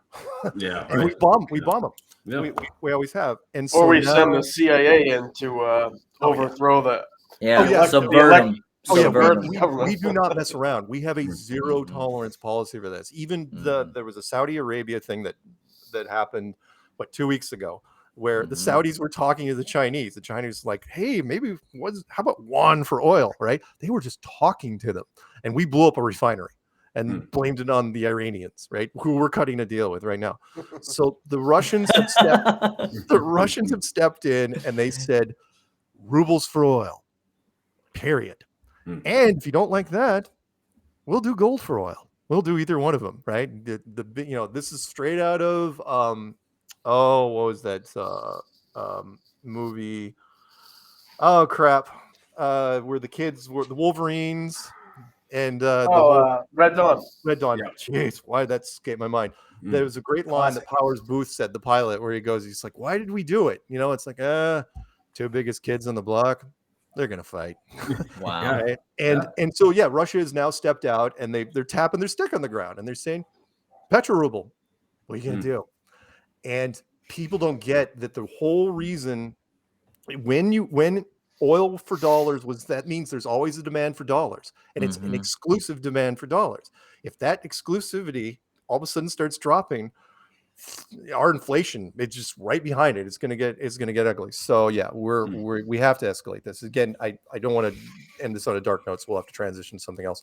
But it's like, look, we don't want to square off with them. I mean, come on, we've been watching movies about this for decades, right? The one group you don't want to do this with, the one group that survived the ground assault from the Third Reich, right? No one else survived the ground assault. They did horribly, but they did.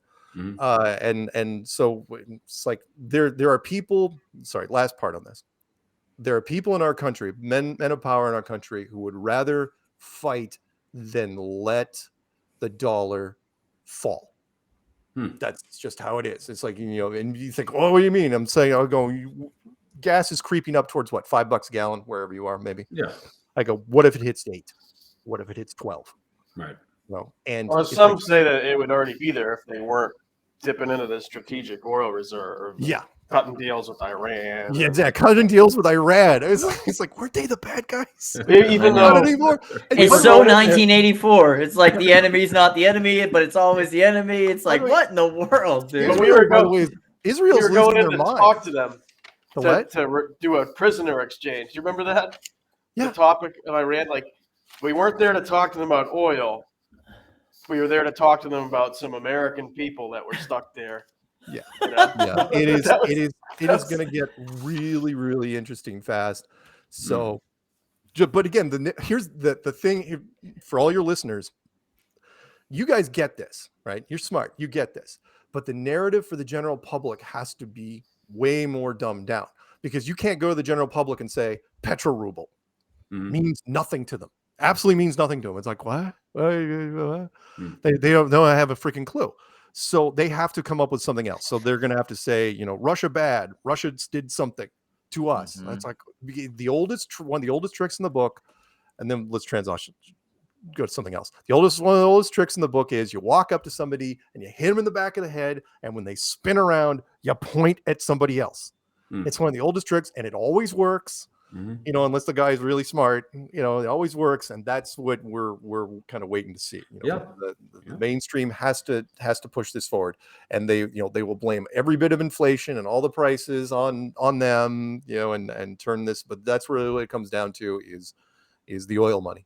That's 9 out of every 10 problems involves money. Anyway, absolutely.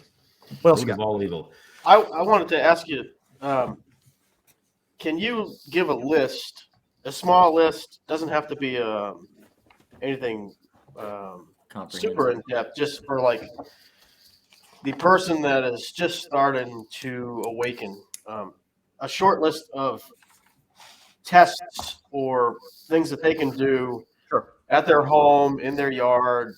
Just little observations that they can, they can start getting into and making to help them along. If they are brand new into this, I would suggest a playlist on my channel called the Flat Earth Shortlist for New People. That's the first thing I would recommend. It is literally that. It is the short list made by all sorts of different people, easy to break down, videos ranging from 5 minutes long to 2 hours long, and covering all sorts of different aspects. That's the first thing I would do, is just to get people. Because again, it's the rabbit hole they have to start down first. Before they even start doing tests, they have to get familiar with the content that is out there, because there is a lot of content out there. And what I love about Flat Earth is we've gotten to the stage now where it's very overwhelming, where they just get hit with so much. Even the documentary, when I was sitting, which was not a nuts and bolts documentary, I remember sitting in studio audiences in different parts of the country and Canada. And I remember, watching people around me. And for the first 20, pushing 30 minutes, they didn't even think it was real. They thought it was like a piece of docufiction where they're kind of laughing with the jokes. And it's like, oh, it's one of those fake movies, right? Where it's a topic, but it's not really a topic. And then all of a sudden it dawns on them. There's wave after wave after wave hitting them with different things. There's like, because again, people are suckers for the truth. And it's like, wait a minute, there's something really big and scary on the internet, and I have no idea what it's about. It's like, I've never heard of this. What is happening? There was the line that I loved most was there was a guy, an editor out of Los Angeles in the film industry, and they decided to use him as a test bed. He knew nothing about the project at all, and they said, "Watch this. We're not going to give you any context at whatever. Just watch it." And everybody in the documentary film world knows each other, right? And so he knew this group, and he knew what they have done and other things. And he goes at the end, he goes, "Wow." He goes, "You are holding out on me." He goes, "Where did you get the money for this film?" I go, "What are you talking about?" He goes, "All those actors, they played it so straight." And what he was saying was he didn't believe anyone was real. He thought it was absolutely fake from beginning to end. And they said, "No, man, there were no actors." And he all of a sudden, his eyes, he's like, "Wait a minute, that conference, that happened?"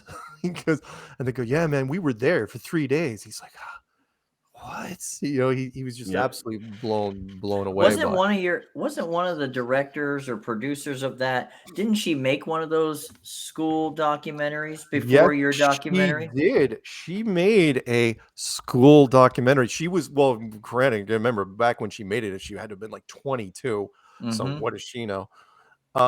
She made she thought that school thing that happened in Connecticut. Yeah, in Connecticut was completely as advertised, and that the conspiracy people that were going against it were cruel and completely deranged and crap like that. So I was a little surprised when she jumped into this project. However, it helped us in the end because no one in the filming of that, no one became a convert.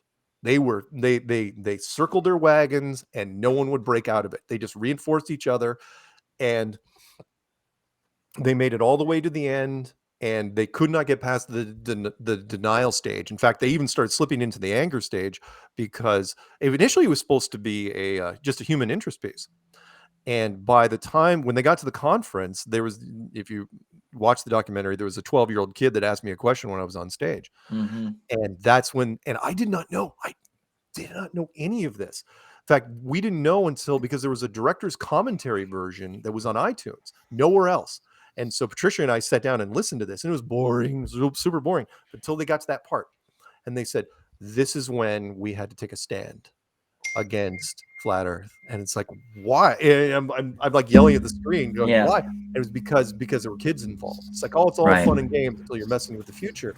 It's like, oh, you guys. I mean, they never once hinted at that. That's crazy. And that's what I fear. Like, I have a 15-year-old and a 14-year-old, and since they've been in elementary school, I've homeschooled them. Yeah. And I don't teach them that I know anything as I ought to know it. So their education, they got to figure things out. And one of the things we figure out is we can't really know everything, and we don't know much. So I'm not preaching at them that they need to be flat earthers or anything like that. But that those that are against the truth even being considered, that's the avenue they're going to go. And that's what I felt like with the documentary. If they're trying to find the money line with Netflix, they're going to find the line where these kids are our future, and we need them to be buying into augmented virtual reality and being in harmony with the bullshit and not being conscious of their environment and how important we are here on Earth. And that's what I feared about that presentation. Well, I had mixed feelings when I went into it because I knew. By the way, I sent you guys the plane tracking software. Yeah, thank you. Thank you. Thank you. I knew that everyone in the community was going to hate it, and I knew everyone outside the community was going to find some interest in it. Mhm. However, it worked in our favor because the very first question, whatever film festival they were in, the very first question was asked of the directors and the producers, almost at a hostile level, was, "Are you guys flat earthers? Do you believe in it?" Because if they Wow. would have said yes, then it would have been a propaganda film. Right. And the way they shot it was, and use a drug reference here, it wasn't pure uncut flat earth. It was mixed in with other stuff. So it was, and I could watch it in the audience. It was like, oh, flat earther, I'm getting anxious. Oh, good, there's a scientist. Yeah, okay. Right, I'm right, right. fine. Flat earther. Oh, hey, look, it's an astronaut. I know that guy. Mm-hmm. And then they do this repeatedly throughout the film, to where Gotcha. towards the end they were trying to bridge the gap between science and scientists and us. And it was never, of course, going to happen. And but the way they shot it, it was very standardized. It was human interest, and they went against us. And I felt bad for Jaron at the end, but at the same time, at least he admitted his mistakes, which was good. Which was he broke one of the cardinal rules of filming, which is never do it the first time live, ever. Mhm. It's called dry run for a reason. And he Mhm. was like, "Oh, no, we'll just shoot it live. What could go wrong?" Right? Mm. And then he did it again. That's the part that really cemented it. Was so he burned out the laser condenser on the first one he did, and then he calls him back. He's, "Oh no, I got the condenser thing sorted out. Fly back up here to San Fran. We'll do it again." Oh, And then I see. then he had the leveling issue, and then Mhm. it took him 2 months. And I'm sorry if he's listening, but he knows this story very, very well. Which was, he goes out during the middle of the day to drive out to that spot, and a live stream, and he's going, and he gets to that spot, and he goes, "Oh, hey, we don't have line of sight." And it's like, you never went there during the day to see if it was even level. You just went out, and his excuse was, "Well, it looked level on Right. Google Earth. Google Right. Earth had the right elevations." It's Well, like, that's where he does so much good research, but it's not like being on the ground. So yeah. Mm. So but again, it worked for the end because it was a stinger at the end, and then of course, while it was going in the trailer, they had some scenes which kind of put it into question. But the point was, it made the audience feel safe at the end. Right. Excuse You know, me, it's like, gentlemen. it's not a flat earth world for the audience. So they were fine. In fact, I asked different audience members, I said, because again, by that time they've been so overwhelmed with the topic, they didn't even know what the hell they were looking at. They were just completely glazed over. And I go, "So how do you think the movie ended?" Like, "Well, it was bad, right? It's not flat, it was bad." I go, "Do you even know what that just did?" And when they look and they go, "No, but it was bad, right?" And I go, Yeah. Wow. That's Interesting. But And again, people had all sorts of questions. Sorry, last story on this, which is, No, go, please. when go we right were ahead. at the Ontario Film Festival, Ontario, Montreal. Toronto Film Toronto. Festival, jeez, Mm. Ontario. We were in the audience, and there was only the director and the producer and the editor on stage, right? And at some point, and I told the director, he goes, "We're going to point you out in the audience, by the way." I go, "That's a terrible idea. That's really, really bad. You don't want to do this." He said, "Oh, it'll be fine." Sure enough, the second he goes, "By the way, Mark and Patricia are sitting right over there," you could hear the necks just spinning around. Right? Yeah. Everyone's like, everyone's like, "What the hell?" And the next thing you know, within like 2, maybe 3 seconds, somebody said, "Get them a mic." Mm. And people, and that was it. The people on stage, the direct, no one wanted to talk to them anymore. Mm. They wanted to talk to Patricia and I, and in fact, at some point they had to cut the whole thing off and they had to kick us out. And then we ended up going to the lobby, and they had to kick us out of the lobby because people just kept coming up to us. No, that's going to be a Wow. fine line to balance there, because you want to draw people in with the information that you have, but you're spoon feeding it at the same time. So it's going to be difficult to give them information, but not too much. That is the crux, what you just said there, the crux of what I've told people for years, which is, just because you figured it out, everyone does the same thing. The big awful complaint about flat earth I have is, once people get it, the whole matrix thing, they immediately think, "Oh, I could totally convince somebody over a cup of coffee." Mark, I've done it before, and I have completely embarrassed myself. Yeah, people, Yeah. it's like I got this, and it's like they forgot. It's this weird time crunch where it's like it took you 2 weeks or 3 weeks or maybe even longer. Say minimum 2 weeks. It's from what I understand 2 to 3 weeks now. And you forget all the thing you went through in the 2 to 3 weeks, and you were like, "Oh yeah, I can totally." Or the family, I have to do it every Thanksgiving now. I'd go, "Do not go to freaking Thanksgiving," and start telling people this, because in your head it makes absolute perfect sense, right? Yep. But to them, you hit them with it, they're like, "So we're gonna commit you to a facility." Yep. Because Yep. seriously, Yeah. you'd be better off telling them that you were changing your gender, Yep. that you have now decided you're going to become a big hardcore drug user, or that you're changing religions. In fact, either of those three would be better than opening up with, it's like, yeah, pass the turkey. I tell you, I'm into flat Earth now. Yeah. It just goes horrible. So My yeah, wife just shook her head when I said, I really don't know how to say this, but I'm pretty sure the Earth is flat. And she just was like, "Oh, John," she shook her head and said, please don't tell people that."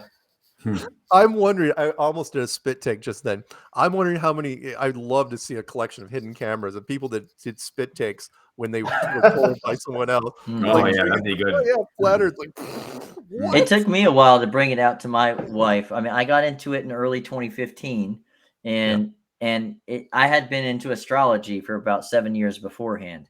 Yeah. So for me, all the astrology studies I did, as soon as I actually found out about flat Earth on Instagram, there was a guy out of, I believe, California who had some flat Earth t-shirt company, and he was on Instagram. And because I don't know what it was, but somehow he appears on my feed.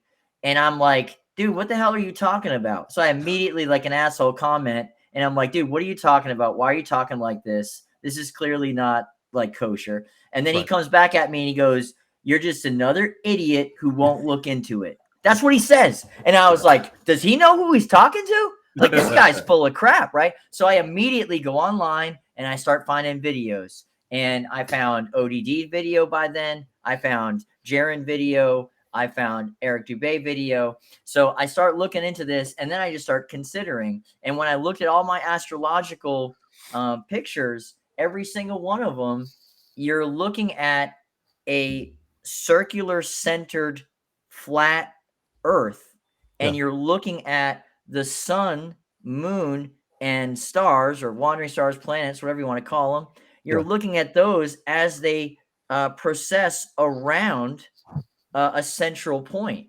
And they do that in different ways. And, I get into the detail of that, but there was no way, just at that picture alone, as I began to consider that, there was no way to change the fact that this fits way better than the globe model with something that I've been studying for 7 years.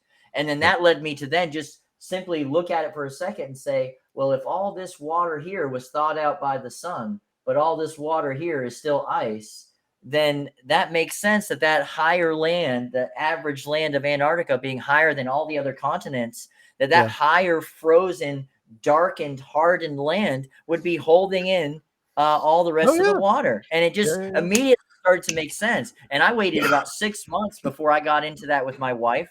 And I said, I need to understand this completely. My wife is not a techie type person. So for her, I had to come to her in a different point of view. And I really think this is a philosophical argument with most people more than scientific, because they never even learned the science of it. That's why it's hard to sit down with a buddy with a cup of coffee, even though he may be logical and scientific. He didn't actually digest this scientifically. He had digested it like, oh, the authority told me this. Obviously, it's true. I see it everywhere.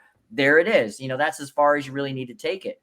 And, I brought it to my wife and others, and I've been able to get quite a few people into it. And, but I think a lot of that has to do with the fact that you have to approach each person. Where are they in their heart and mind? Because it's really more about that. It's completely taking the rug out of everything that they're resting upon.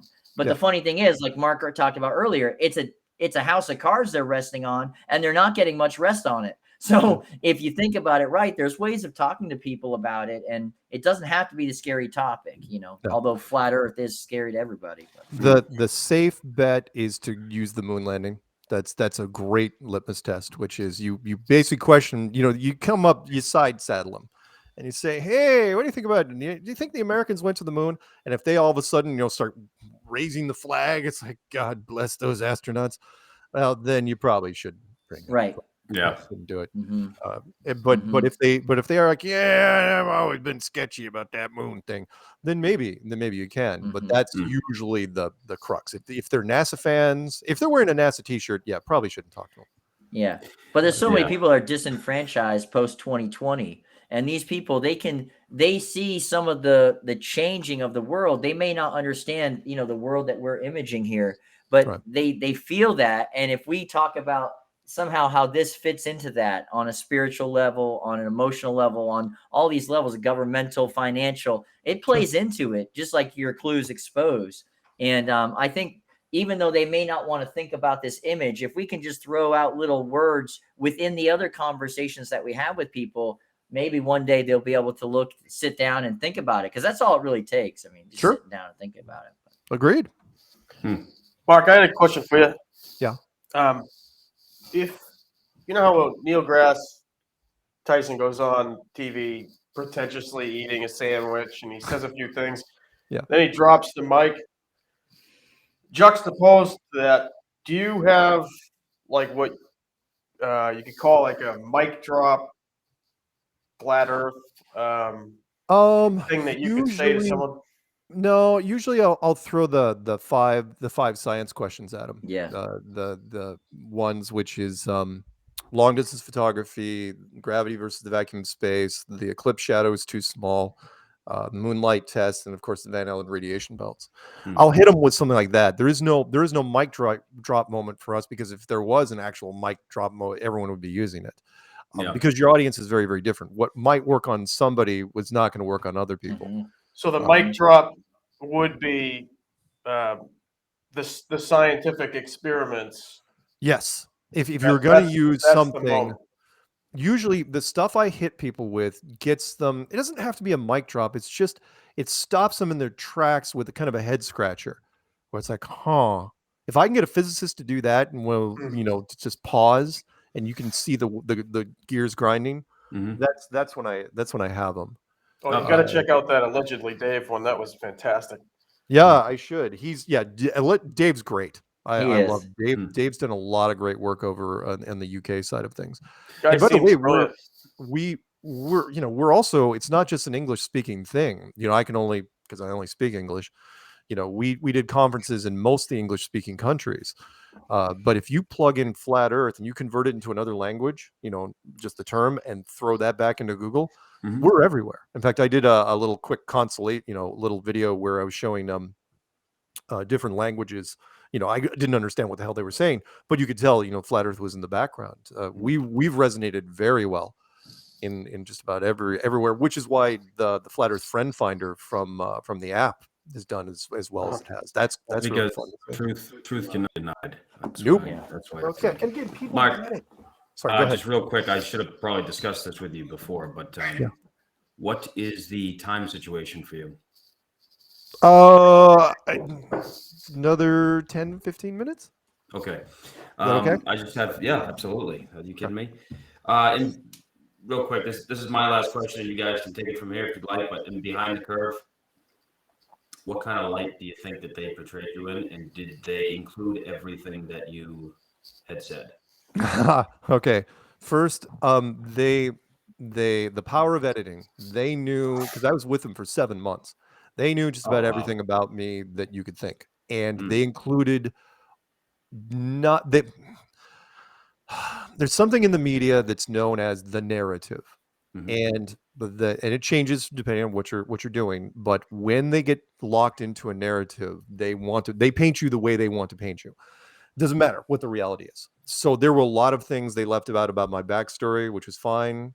I get that, but at the same time, there's some things they can't get around. There was I'll say one of the, I don't know if it's flattering, but it was interesting. There was a reporter New Zealand, I think. And he wrote this thing, and he goes, Mark has a goofy warmth that instantly disarms people.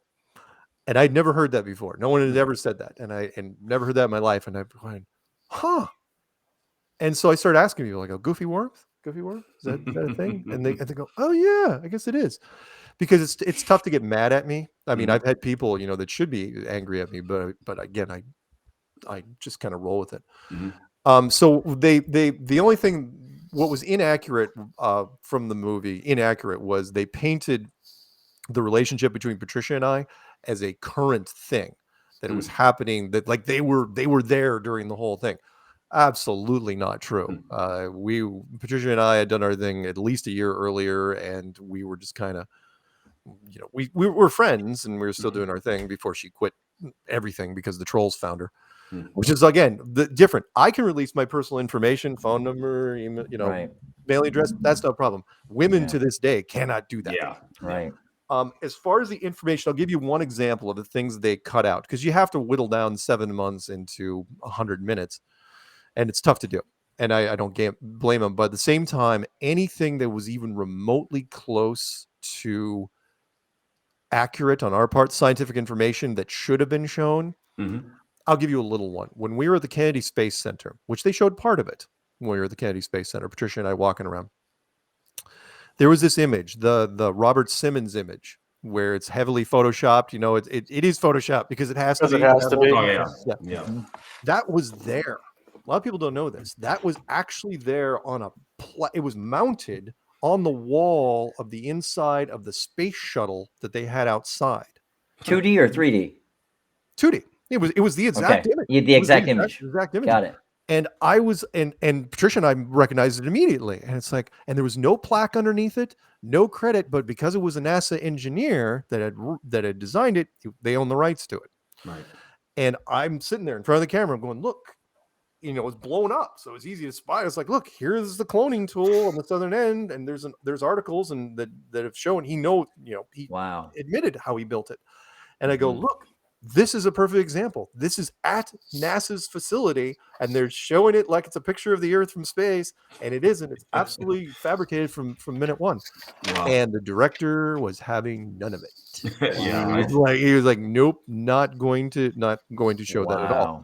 Similar to, so there were lots of things. And that was not the first time. One other one, which was the National Geographic team, when we were at the Salton Sea, when their whole thing was they were going to take balloons and they were going to, from 9 miles away, and raise them up until we could see them. Right. But the thing was, we saw them on the beach, and with our cameras, because we had Nikon cameras, we're shooting them. In fact, because their camera guys were having a hard time trying to find them, because all the terrain looked dissimilar. And once they realized that we could see them, so you could tell that was going to be scrapped. And so when it finally aired on television, that whole section never happened. Wow. So there was all sorts of fun things in the documentary. Out of all the long distance photography things or the laser experiments that we had going, like they knew full well the Lake Balaton experiments over there we did in Europe, with Guinness, I think, and they didn't want to do that. The narrative, they wanted to spin it a certain way.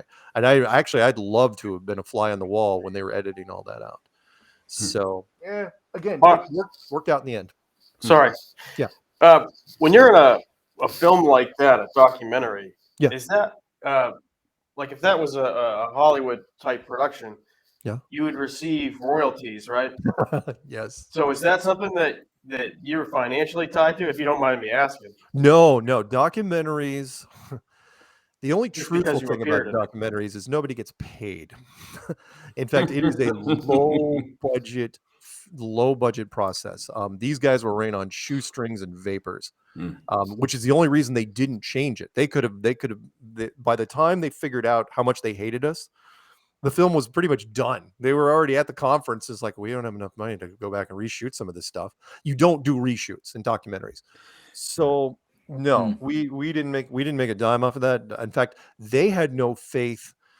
Talk about, they were so pessimistic. I was actually questioning at one point why they were doing it at all, because they're saying, we're never going to get, if you don't know anything about the film industry, There's tons and tons of people that make movies, Mhm. but almost 99% of them you never are ever going to see.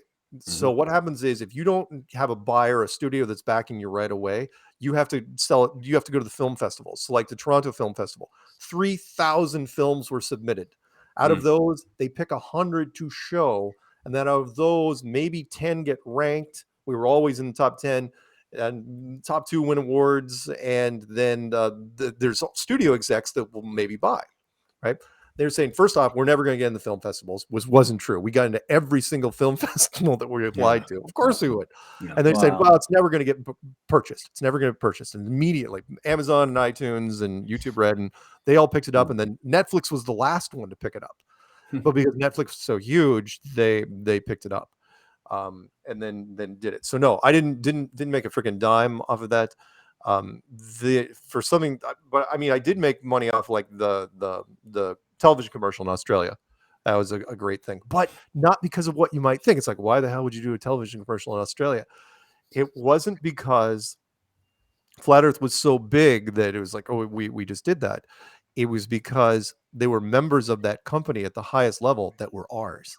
Yeah, there you go. Man, I didn't know this till I got down there, because I was walking around, and because if you watch the full campaign, there were different Americans that were there, right? And like beauty queens from like South Carolina, Miss South Carolina was there, and I'm going, wow, you actually flew down to South Carolina? It's like, no, mate, she's Australian.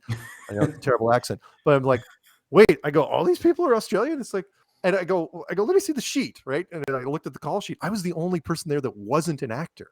Oh man! And so I had to ask him. I go, why am I here?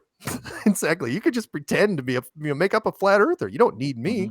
And it's like, oh, those guys over there are responsible. And so and the owners of the company, and sure enough, these guys are like, oh yeah, so wanted to meet you and do stuff. But again, they were shy. 90% of our community is still in the closet. Yep. They wanted me there to do stuff, but they weren't going to admit it to anyone. That, and I've talked to, you probably heard me say other things. I've talked to celebrities and captains of industry and stuff. They're like, oh yeah, totally with you. Yeah, don't mention my name. There was a guy from, I'm not going to screw it up for David, because David knows him, from like the Navy SEALs television show. Yep. And he was on, he was at the Shane Dawson shoot, where we were there with Shane Dawson's brother shooting a conspiracy thing. And he was there watching us the entire time. He was there in the background. But because, he was a mid-range actor, he just signed a new contract. He came up to me afterwards. He goes, I was never here. Yeah. And I've heard that too many times, I don't mind the power. I don't mind using Kelsey Grammer's name nowadays, because it's been a few years. Oh, there you go. Yep. But that same sort of thing, where he was like, there's tons of people in the entertainment industry, because they're very open-minded about stuff, and they're like, oh yeah, totally. But yeah, they're not coming out of the closet anytime soon, because, well, we saw what happened to people like, I don't know, Kyrie Irving. Yeah, can you imagine? Wow, it's unbelievable. Well, you always hear these days, like, it's so defamatory that they pair like flat earther with like anti-vaxxer. It's like it's such a which, by the way, wouldn't in that case wouldn't be that far off. Yeah, no, most of the people in that community are the community. But yeah, you're right. But they almost do it in like a malignant, I get it. Yeah, you can't get any worse, right? Flat Earthers is about as bad as you can go. It's like reprobate. What I try to tell people is like, look, I don't care as long as the term keeps getting thrown out there. I don't care. People, make fun of the commercial I did, because the campaign was called Foolproof. It's like, if Mark can get it, anyone can get it, right? Yeah. Then, but at the same time, I go, look, I don't even care if you tied me to a chair and threw pies at my face. I go, as long as I get to say flat Earth on camera. In fact, at one point they said, would you be willing to say that it's a globe Earth on camera? And I said, nope. No defeats chance. The whole purpose. Yeah, no chance, no whatsoever. Even if it's a joke, I'm not going to say it. I go, but you can do anything you want to me on camera, as long as I get to smile and say flat Earth, I'll do it.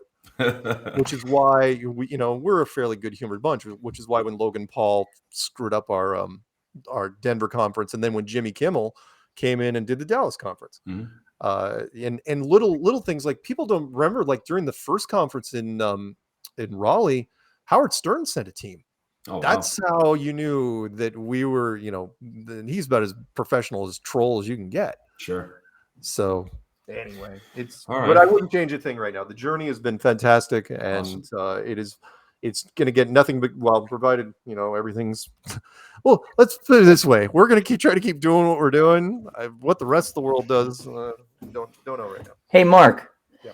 have you looked into sidereal time, and do you have an understanding of how basically the constellated stars move as a wheel, like all together? Do you understand how that works? I have not looked into it that much. I mean, I've looked into the general things like precession and I've looked at enough time lapse footage, but no, I have not. Gotcha. Yeah, well, I'd love to talk to you about it sometime. It's All right. very interesting because the constellated stars, whether you look at them as dots or lines, whatever, they're dots in the sky. They move as one fixed. Even Google, if you Google it, it will say it appears to be fixed. The wheel of stars. Right. And then within those that constellated, the 88 constellations, there's a circle of 12, and that circle is where the moon, sun, and planets are always within that belt. It's a 16-degree belt, right? And when we study how it moves, the wheel moves once a day, but the planets, they move within that belt, within that wheel. And they don't move once a day. They move very slowly, most of them, right? The moon moves the quickest, but they actually have, this is why the sun, when it's over the Tropic of Capricorn, it doesn't require it to move faster than when it's on the Tropic of Cancer, even though it's closer in a smaller circle, because the sun's only moving 1 degree a day. It's the sky that's moving. Right. You see, once a time a day. And this even agrees with the globe model, but not many people on either side have come to the study of it, I guess I'd say, because I've been talking about this since I got into flat Earth, and there's still very few people who have touched on it. And because of that, we still say a lot of things that are not accurate, even though the point of what we're saying is true. The way we're explaining it, because the sun is not moving every day around the Earth. The sky is moving, and the sun is within that sky. And then within that, the sun has its own precession, which takes 1 year. The sun takes 1 year to make a full rotation in that belt. But that belt is moving around the Earth every 24 hours. So that's kind of a thing that I think as a flat Earth community, one of my ideas of this podcast was like, we're in growing pains. Maybe the censorship isn't stopping us, but we're still in these growing pains. And I think if we can come to the harmony of like, looking at the sky as that precise, purposeful clock that I think it is, we get even though I think geology is how we spell out the flat Earth, not astronomy, but nevertheless, when we do look at the sky, it really does move in perfect, precise patterns. Everything on the same plane, everything in the same, each one of those stars or suns or planets has their own pattern, their own pace, and it never changes. Those things are always the same. And this is that universe that we have. This one verse is just this constant cyclical changing, thing. Send me some links on it. I get it. I have heard some of the stuff you're talking about. You're a really good 3-dimensional thinker, but the problem is the general public, for the most part, you're rare in that regard. There are a lot of people. Don't forget, there's a lot of, not the audience, I'm sure, wonderful, enlightened beings that are out there. The rest of them, mouth-breathing troglodytes. Yeah, but it's like, I just think like it's interesting because Johnny was talking about doing tests. And one of the things that's very interesting is just learning the moon cycle. Just to do that alone, that's what I started studying 10 years ago, 15 years ago, was just the moon. I just start to every day be conscious of what was happening with the moon. That's it. Wasn't trying to find anything. Just let me see what happens with this. And then that led me to realize that the backdrop of the sun, moon, and stars is always the same. And as I watch that backdrop, depending on where every night those things appear to be as they process, I can see how they're actually moving. So in reality, the sun, moon, and planets are moving counterclockwise to the clockwise rotation that they're in. And this is actually what's happening, and it's visible. You can see it with your naked eye watching the moon day by day. If you go for an hour or 2 hours each night and you check out where the moon is, you'll see it's moving those 14 degrees away from where it was. And that's going this way, things like that. I think we can learn a lot from, the astrology. I agree. And not necessarily in that ethereal way of the meanings and this. And I'm into all that too. Believe me, I'm into all that kind of stuff. I've been studying a long time. I'm into how it works with the spiritual aspect of things. It's crazy. But depart from the spiritual aspects, the scientific aspect, just learning the degrees of how they move. It can tell us a lot, man. I mean, you go into a planetarium, a place for the planets, it's always a flat, rounded room with a hemisphere. And on the underside of the hemisphere, we have the projection of light. So it's like these things teach us whether we want to learn it or not. That's another topic. Like you said, there are those that don't want to learn it. But I think there are growing numbers of people who do want to learn it. And we can hit them from a lot of different aspects. None better than the spacesuit, because I agree. To have to contradict the second law of thermodynamics is a huge, huge thing that almost every average person has some concept of. And they're like, okay, that doesn't quite make all the sense. How does air press upon something when there's nothing pressing for it to press upon, right? I mean, it just absolutely kind of makes sense. Groovy. Well said, John. Mark, listen, can I just say, you didn't have to call me back and you didn't have to be on the podcast, but you did anyways. And seriously, we all appreciate it, and we'd love to have you back on. Yeah. And not even just to Flat Earth. I can tell you're an educated man, and I would love to. We would all just love to just have a good podcast about a good conversation. Okay. Yeah. Whatever. I'm well versed in a bunch of topics, so happy to. Mark, is there anything you would like to plug, promote? Anything that you're into right now? Just if you want to find my stuff, just type in Flat Earth Mark into YouTube. You could probably do it on Google and find my stuff. The Netflix documentary is out there. You'll eventually get to that. There's some books on Amazon. Might get to that. I got a podcast on TFR, but Flat Earth Mark will start you in the right place. Fantastic. Not to be confused with Flat Earth Dave. You don't want to type in that. I hate that. Okay.